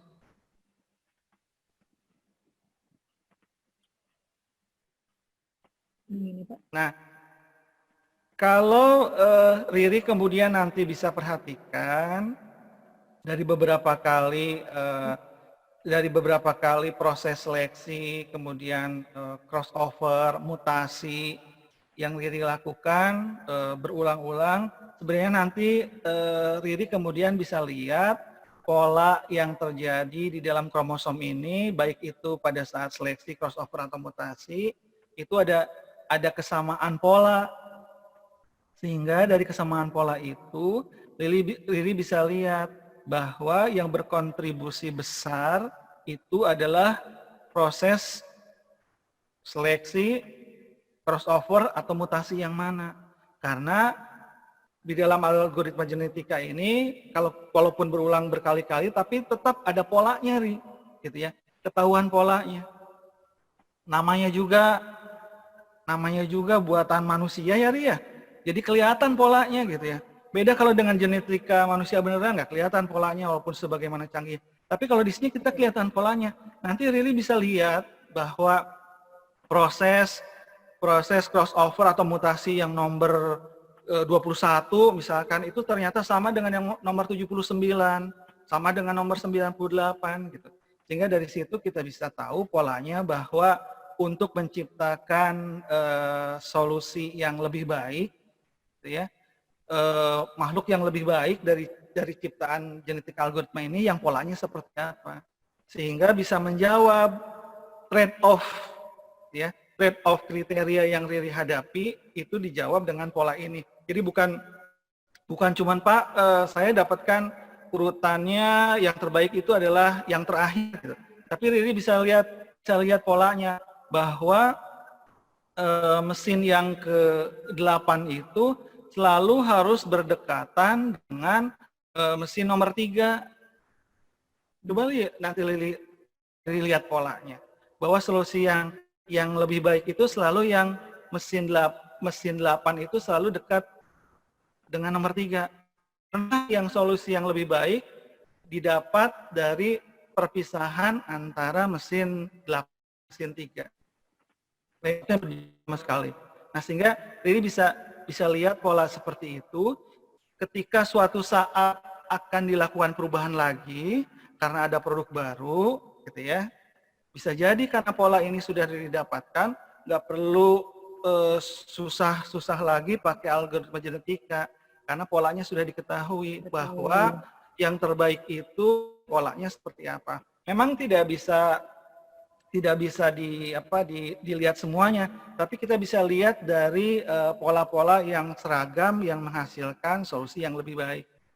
Sehingga kalau saya tanya ke Riri, saya punya produk baru, ya, gimana layout dengan yang ada sekarang? Saya butuh jawabannya dalam waktu 10 menit. So, mungkin kan Riri hitung dulu dengan algoritma genetika ya, Ria. Dengan melihat pola-pola itu, Riri bisa menjawab, Pak, bahwa mesin 8 itu tidak bisa berjauhan dengan mesin 3. Selalu harus dekat. Nanti bisa Riri tentukan mesin-mesin yang lainnya.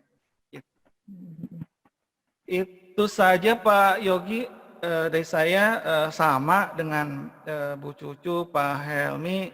Pekerjaan Riri banyak gitu ya. Saya aja cuma menghitung algoritma tahun 96 susah payah, Ri, ya. Jadi saya salahnya sampai belasan kali supaya saya betul bisa memahami algoritma genetika. Bahwa dulu Prof. Hakim bilang ke saya, kok kamu bangga gitu ya. Setelah 11 gitu. Yang penting kan bisanya, kata Prof. Hakim. Kalau saya ada hal lain yang saya dapatkan bahwa saya bisa benar pada langkah yang ke-14 setelah 13 kali salah. Untuk saya bahwa saya tetap masih mencoba sampai 13 kali gitu. Baru 14 kali bisa gitu. Mungkin orang lain sampai 3 kali terus bisa, kalau saya harus 14 kali baru bisa. Jadi pekerjaan Riri luar biasa. 100 kali Pak baru bisa, Pak. Iya. Bu Cucu sekali ada langsung. Iya, makanya dulu Prof. Hakim, kok kamu bangga katanya, sudah 13 kali coba gitu. Yang penting kan bisanya, kata Prof. Hakim. Enggak, Prof, saya masih bangga, sudah masih punya semangat. Gitu. Itu saja Pak Yogi, terima kasih Ri, penelitiannya untuk saya luar biasa. Terima kasih Pak Ceki, memberikan masukan ya. Masukan-masukannya tadi juga banyak berkaitan dengan mungkin lebih fokus di genetika algoritmanya Pak Cevi ya. Oke, saya sangat memberikan apresiasi ya kepada pekerjaan yang dilakukan penelitiannya Riri. Ya, sebetulnya Riri ini harus sudah lulus tahun kemarin Bu Cucu. Tadi kan Bu Cucu nanya ya kenapa lama sekali. Tapi ya itu tadi saya sampaikan karena nikah dulu. Oh ternyata yang nikah itu kakaknya. Loh kalau cuma lagi, ya kalau cuma nikah kakaknya kan bisa cepat. Enggak Pak, 2 orang gitu. Jadi 2 orang. Ya artinya kakaknya dulu nikah dulu. Kenapa? Ya itu tadilah berkaitan dengan kan saya harus lunasin Pak. Oh iya. Gitu ya. Jadi sebetulnya penghujung 2019 ya mungkin kalau disebutkan bisa tepat waktu 2 tahun ya Riri menyelesaikan magisternya. Hanya memang kendala yang saya sampaikan tadi juga kan mungkin di luar kemampuan kita ya. Tapi masih pada koridor tepat waktu lah atau di waktu yang tepat ya bagi angkatan 2017 menyelesaikan di akhir September ini. Dan Riri ini kan masuk pada program fast track. Jadi 2017 itu sudah 2017 ya diterima, kan baru 2018 lulus ya. Iya. Ini salah satu yang mungkin nanti kita akan undang dalam roadshow fast track program studi magister teknik industri Pak Cevi ya. Jadi Riri nanti berkenan bersedia untuk kami undang di dalam ya talk show lah ya, talk show gitu ya. Kita punya talk show Ibu Cucu. Pakai podcast, mudah-mudahan untuk bisa menyebarkan lagi bahwa masuk pada program fast track itu bisa gitu ya, bisa dilakukan gitu, dan buktinya banyak gitu. Nah, saya akan mulai dengan apa yang disampaikan Bu Cucu tadi ya berkaitan dengan perumusan masalah. Saya setuju karena Riri ini tidak mengambil satu. Ya kan? Kamu menggunakan dua metode ini ya, ROC dan DCA, karena buktinya dua metode ini juga diuji, dimasukkan ke dalam inputan initial solution di GA. Kan kalau pingin simple mah begitu ya, ini kalau pingin, menurut saya nih, saya pingin simple, ambil aja dari RCA dan ROC dan DCA ini mana yang B solution ya terbaik gitu ya, saya ambil aja satu, saya masukin aja itu sebagai initial solution. Tapi justru ingin dilihat bagaimana sebenarnya karakteristiknya.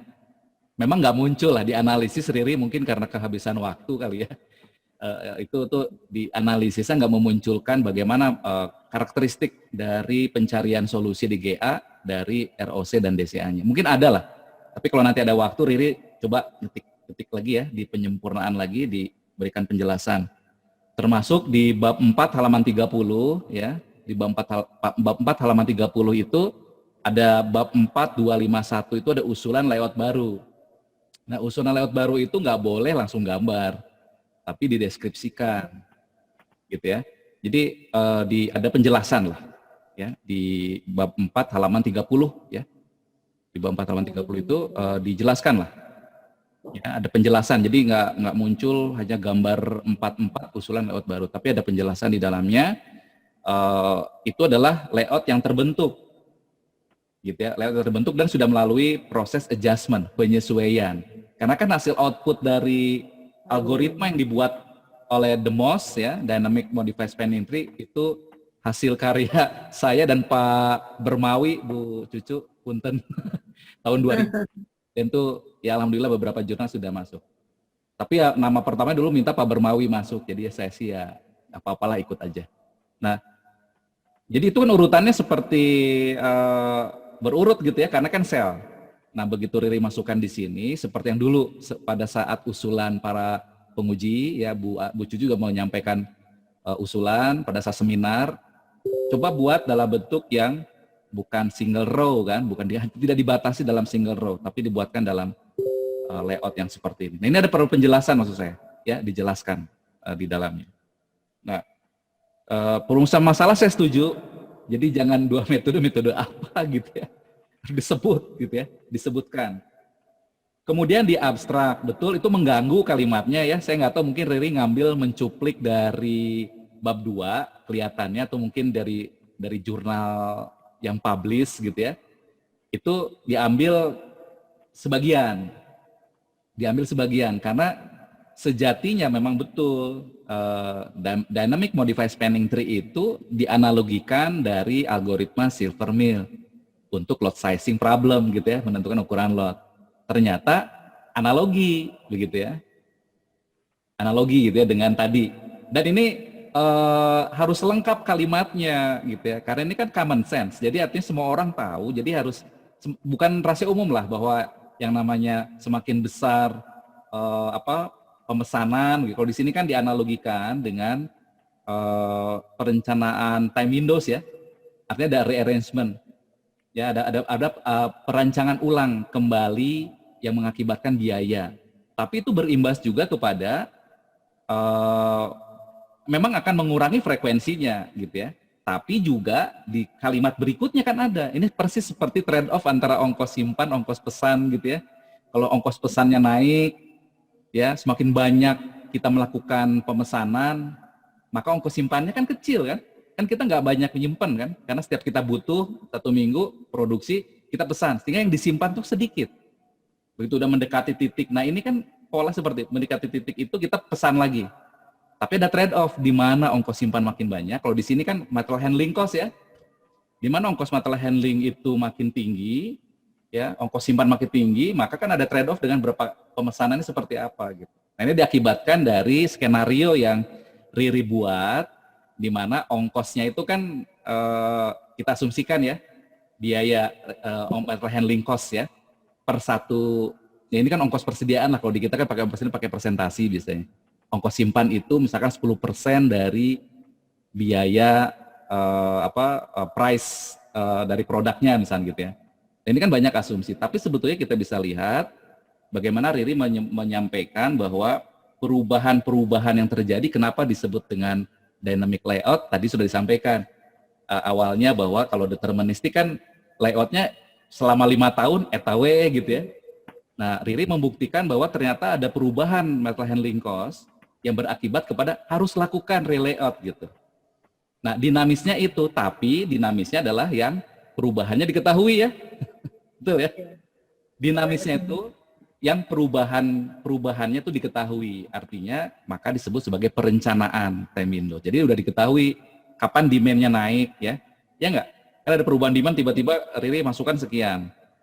Saya setuju dengan Bu Cucu tadi, memang tidak yang routingnya mungkin tetap ya. Kan volume produknya aja yang nambah, tapi kapasitasnya nambah. Nah, akibat dari kapasitas itu ngapain? Nambah mesin. Atau akan mengalihkan urutannya menjadi antar mesinnya agak beda. Misalkan yang tadinya, bukan urutan, penempatan mesinnya. Misalkan karena ini mesinnya makin banyak, makin space-nya makin luas, sehingga kalau dia frekuensi di sana, kan dihitung ya dalam algoritma itu panjang kali lebar mesinnya kan, betul ya, sehingga kalau berakibat kepada jumlah mesinnya nambah gitu ya, maka berakibat kepada luasan sel yang diisi oleh mesin tadi juga akan makin besar. Jadi jumlah pergerakannya, jaraknya akan makin besar gitu. Jadi secara urutan nggak rubah, ada namanya bikin produk tahu ya, demand tahunya makin banyak ya, cuman frekuensinya akan frekuensi bolak-balik atau penggunaan mesin tadi akan makin sering, makin banyak. Tapi ternyata setelah dilihat, karena ada trade off tadi, ternyata mengakibatkan ada perubahan ya. Ada perubahan ya. Ya memang kurang inilah, maksud saya kurang ekstrim ya. Volumenya kalau diekstrimkan mungkin kapasitasnya makin, kalau Riri enggak, moderat. Tadi kalau kata Pak Cevi tadi, similar aja gitu. Jadi polanya ya nggak, kalau berupa perubahan produk baru, misalkan pesawat terbang sekarang jadi industri pengolahan minyak kelapa gitu ya, atau minyak jalantah gitu. Kan jauh ya dari bikin produk pesawat terbang gitu. Pasti akan berubah dan pengelompokan mesinnya pasti berbeda karena jenis mesinnya juga berbeda. Oke, kemudian karena tadi mengenai masalah dinamisnya ya, perubahannya itu diketahui, demand-nya terutama diketahui. Nah, kalau demand yang nggak diketahui, ini kan jadi masalah gitu. Ini nggak mungkin kamu melakukan perencanaan ini, karena kita nggak tahu. Mungkin akan lebih kompleks lah algoritmanya ya. Tapi karena diketahui, maka ini kan sebetulnya order kan, itu order. Jadi berapa yang dibutuhkan pada periode kapan, butuhnya sekian. Nah, Riri melakukan perencanaan. Ternyata kalau dilakukan dengan sesuai dengan permintaan demand-nya, maka akan ada lonjakan ongkos material handling ya. Ongkos material handlingnya melonjak, naik. Nah, ini kan kalau menggunakan tata letak yang awal, yang biasa, yang itu aja, maka cost-nya makin tinggi. Makanya dengan analogi tadi, Riri menunjukkan dalam grafik yang tadi ditunjukkan oleh Pak Helmi ya, grafik yang ditunjukkan oleh Pak Helmi, kenapa pada saat titik terendah, kemudian dia naik lagi, itu lakukan relayout. Ternyata turun lagi kan, nah ini kan, ternyata dia turun lagi, ya.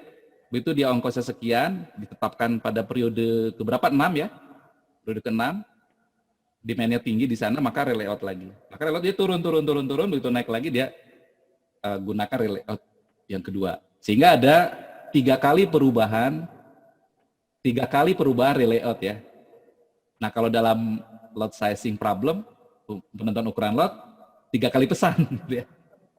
Nah, itu berkaitan, ini sebetulnya grafik ini kan belum final ya. Ini grafik final. Grafik ini sebelumnya ada grafik sebelumnya. Ya. Jadi yang di Pak Helmi tadi sampaikan adalah ada biaya per periode perencanaan, di bawahnya planning time window. Jadi periode 1, 2, 3, 4 dan seterusnya. Nah, sebenarnya ini kan total cost material handling. Nah, Pak Helmi tadi menanyakan, apa sih komponen material handling cost? Yang di demos yang Riri gunakan di algoritma dynamic modified spanning tree tadi.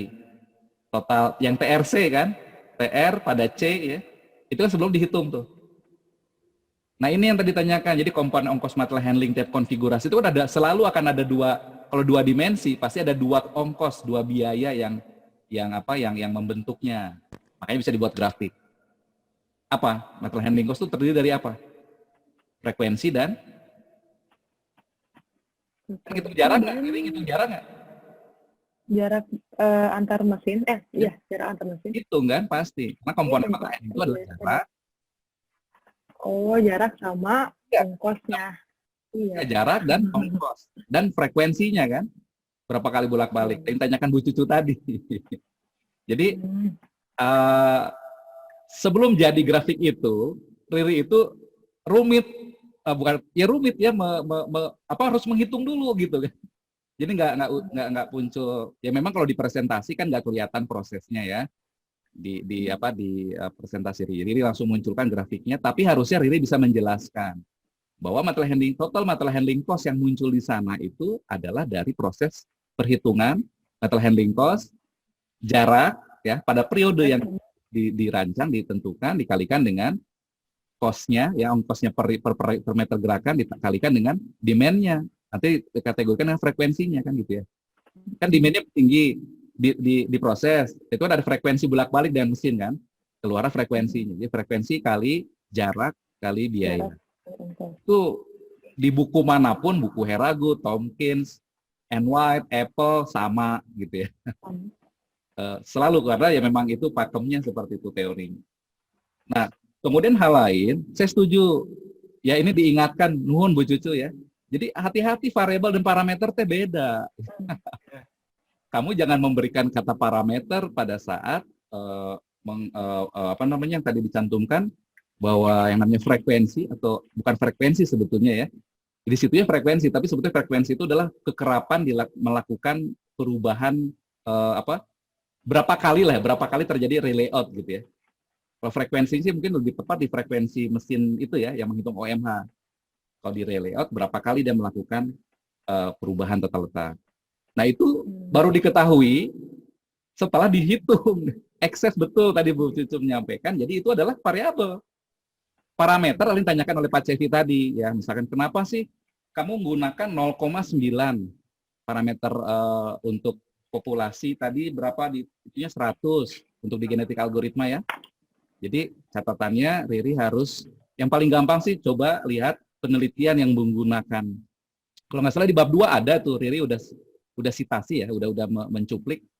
Hanya di bab 3 atau di bab 4 itu lupa bahwa besaran parameter itu diperoleh dari sumber siapa. Ya. Kalau dicoba sebetulnya memang itu fitness yang dihasilkan bagus gitu ya. Karena kita pakai software, Riri udah pakai software, sebetulnya bisa coba-coba gimana kalau saya naikin jumlah generasi awalnya nggak 100, tapi 100 kan sebetulnya dia sebetulnya nggak nyampe 100 juga sampai ya. Iya nggak? Riri nggak nyampe 100 kan generasinya? Iya, kemarin. Sampai berapa? Berapa ini? Ya ada di software sih, nanti dia berapa generasi. Kadang-kadang nggak nyampe 100 ya. Mungkin cuma sampai 40 udah oke. Tergantung problemnya. Populasinya 30 gitu kan.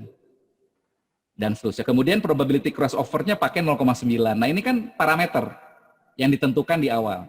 Sekian. Nah ini harus ada rujukan sumbernya. Tulisan aja sumber. Ada tadi laporan.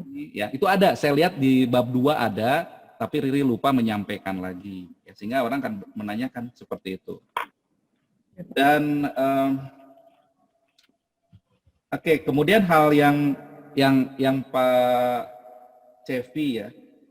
Oh, tadi mengenai biaya produksi. Kalimatnya juga nggak lengkap.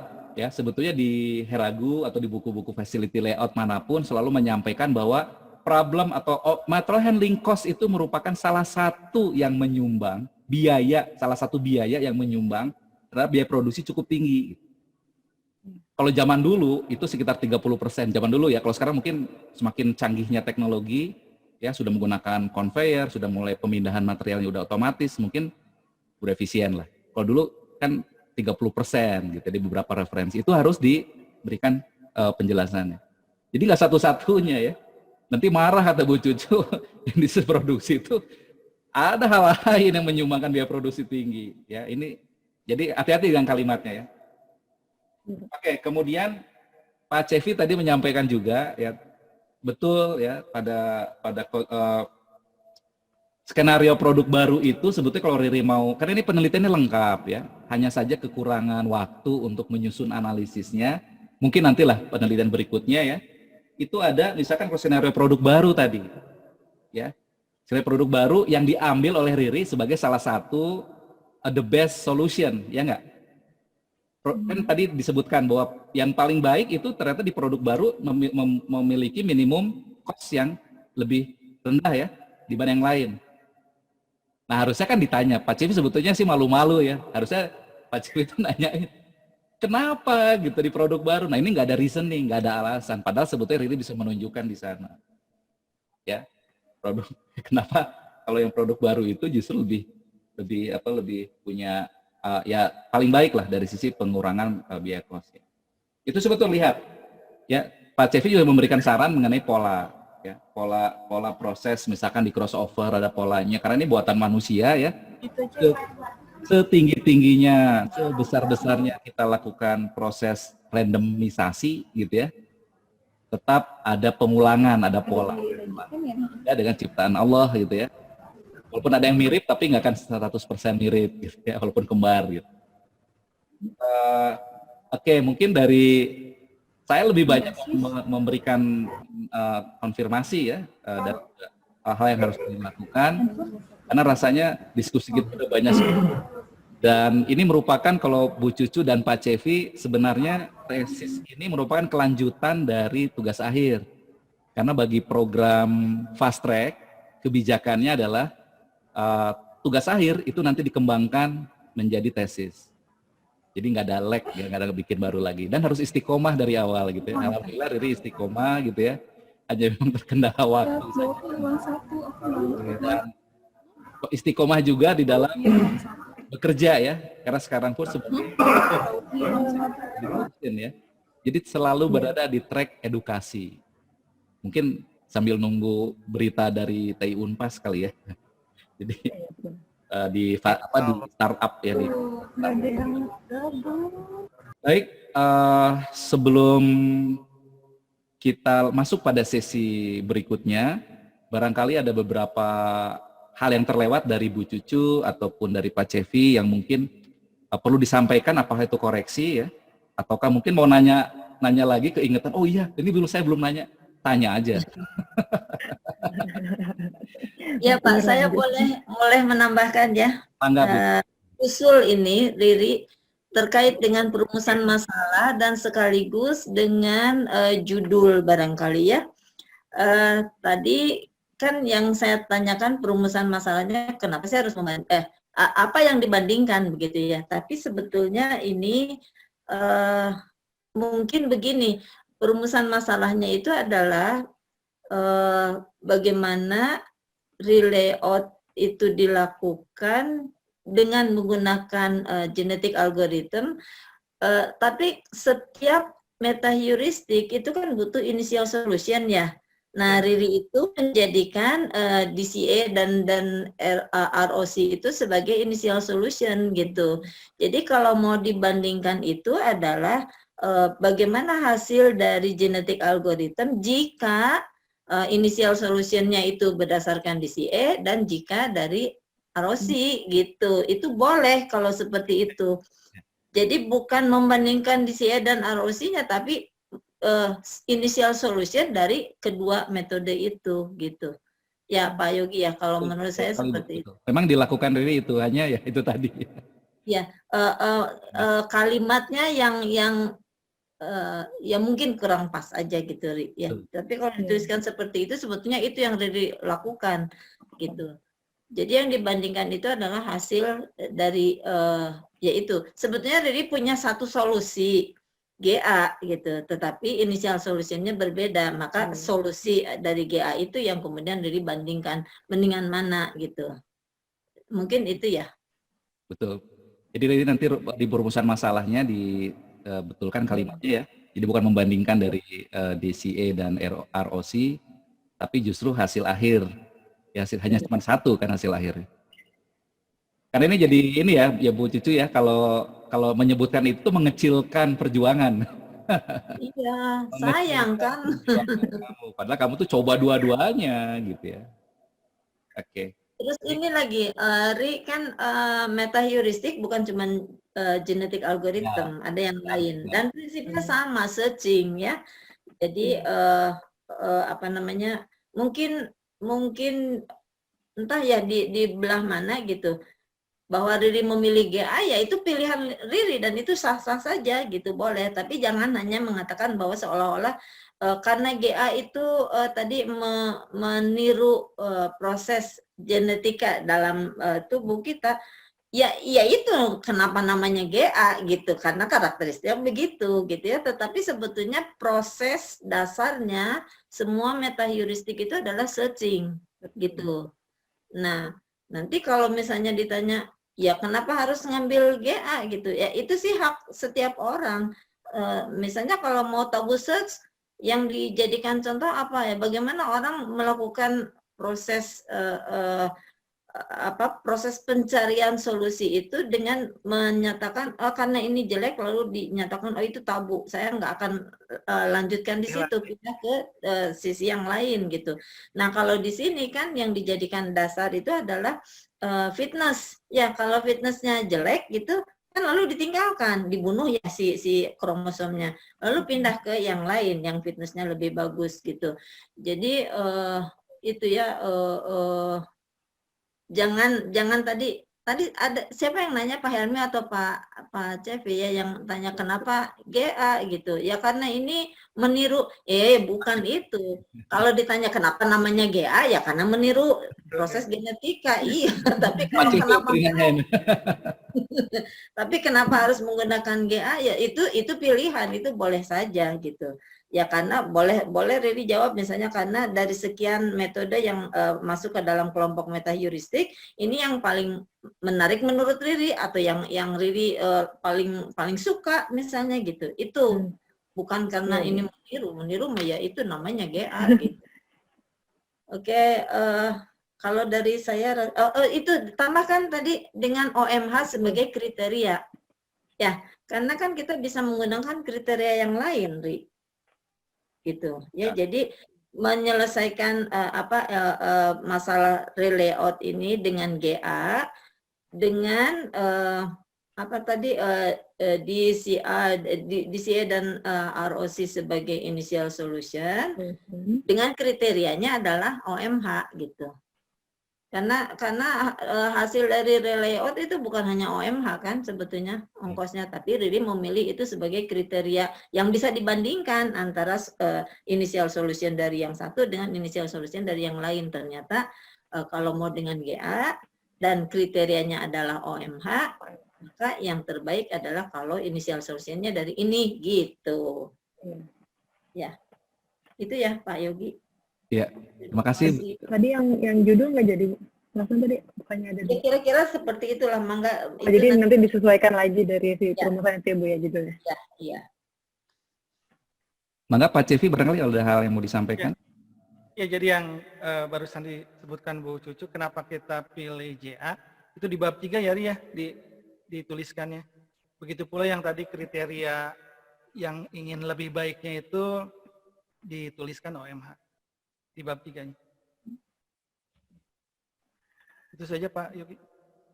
Baik, terima kasih Bu Cucu dan Pak Cevi. Pak Helmi mungkin sedang rapat, nanti akan masuk lagi. Kita akan masuk pada sesi ketiga ya. Tapi sebelumnya kita akan break dulu. Jadi Riri saya akan tempatkan di waiting room, ya, memberi kesempatan kami untuk memberikan penilaian, untuk membacakan keputusan hasil sidang magister. Ya, untuk itu saya akan simpan Anda di waiting room ya, jangan kemana-mana ya, silakan. Baik, kita buka sesi ketiga ya, pemberian nilai, dan juga sesi keempat ini terakhir adalah menyampaikan hasil sidang magister. Mohon izin saya akan share hasil berita acaranya.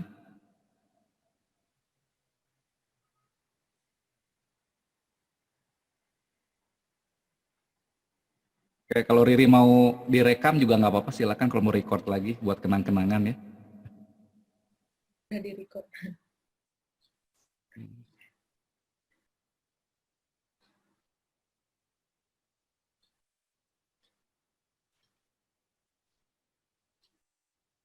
Oke, sudah terlihat?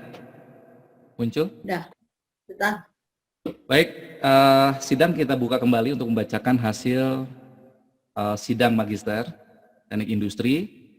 Berita acara sidang magister Teknik Industri, program studi magister Teknik Industri Pasca Sarjana Universitas Pasundan.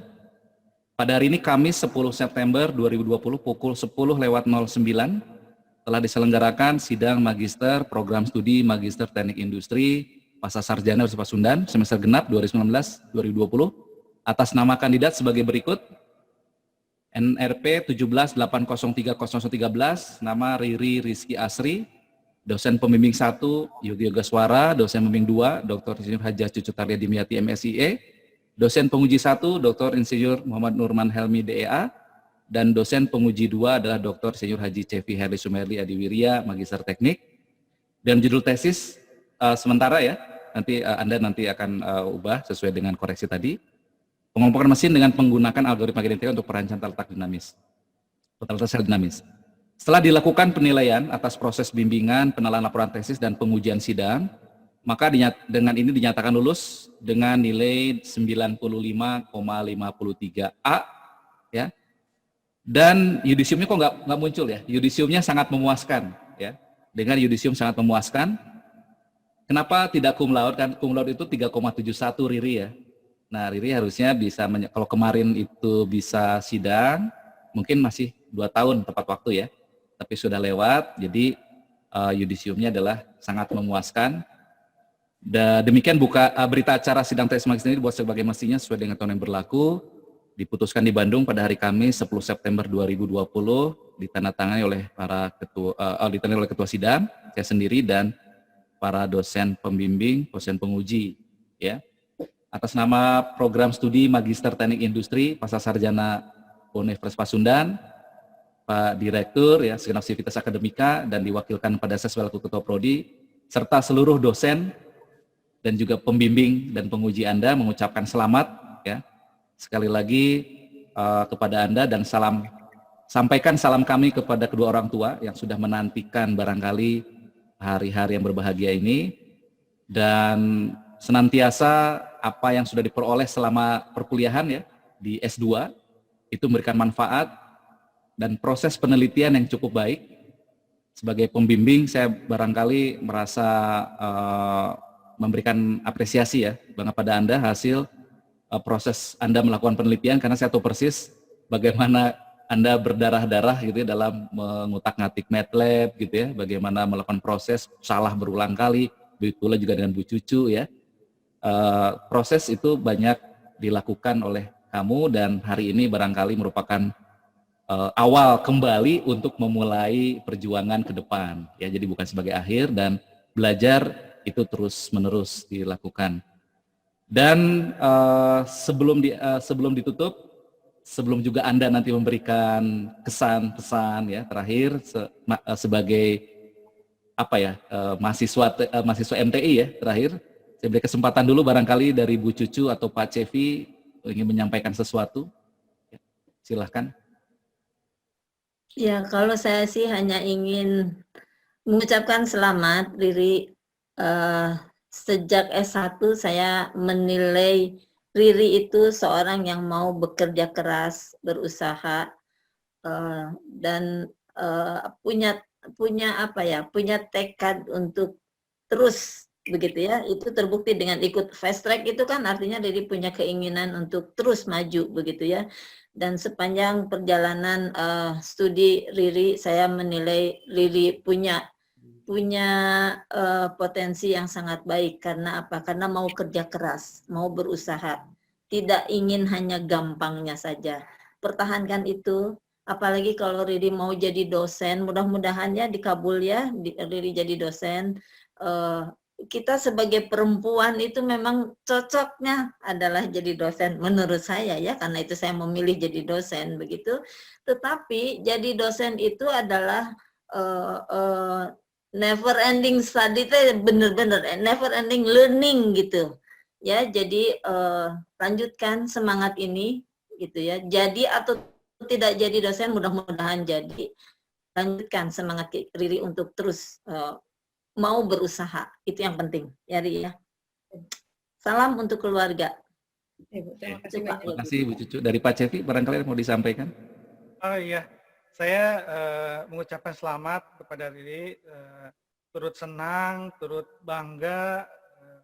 Tentu saja sih saya sih sama Riri sudah pada tahap percaya sih, jadi karena sudah beberapa kali bersama-sama. Salam bahagia juga untuk orang tua. Itu saja. Terima kasih Pak Yogi. Baik, terima kasih. Nah, sekarang kesempatan terakhir kali ya sebagai mahasiswa Magister Teknik Industri ya. Sehingga apa yang disampaikan merupakan akhir sebagai mahasiswa. Setelah itu Anda menjadi alumni dan menyandang gelar Magister Teknik ya. Saya silakan. Silakan menyampaikan pesan kesan atau hal-hal yang mau disampaikan, silakan. Pertama, terima kasih.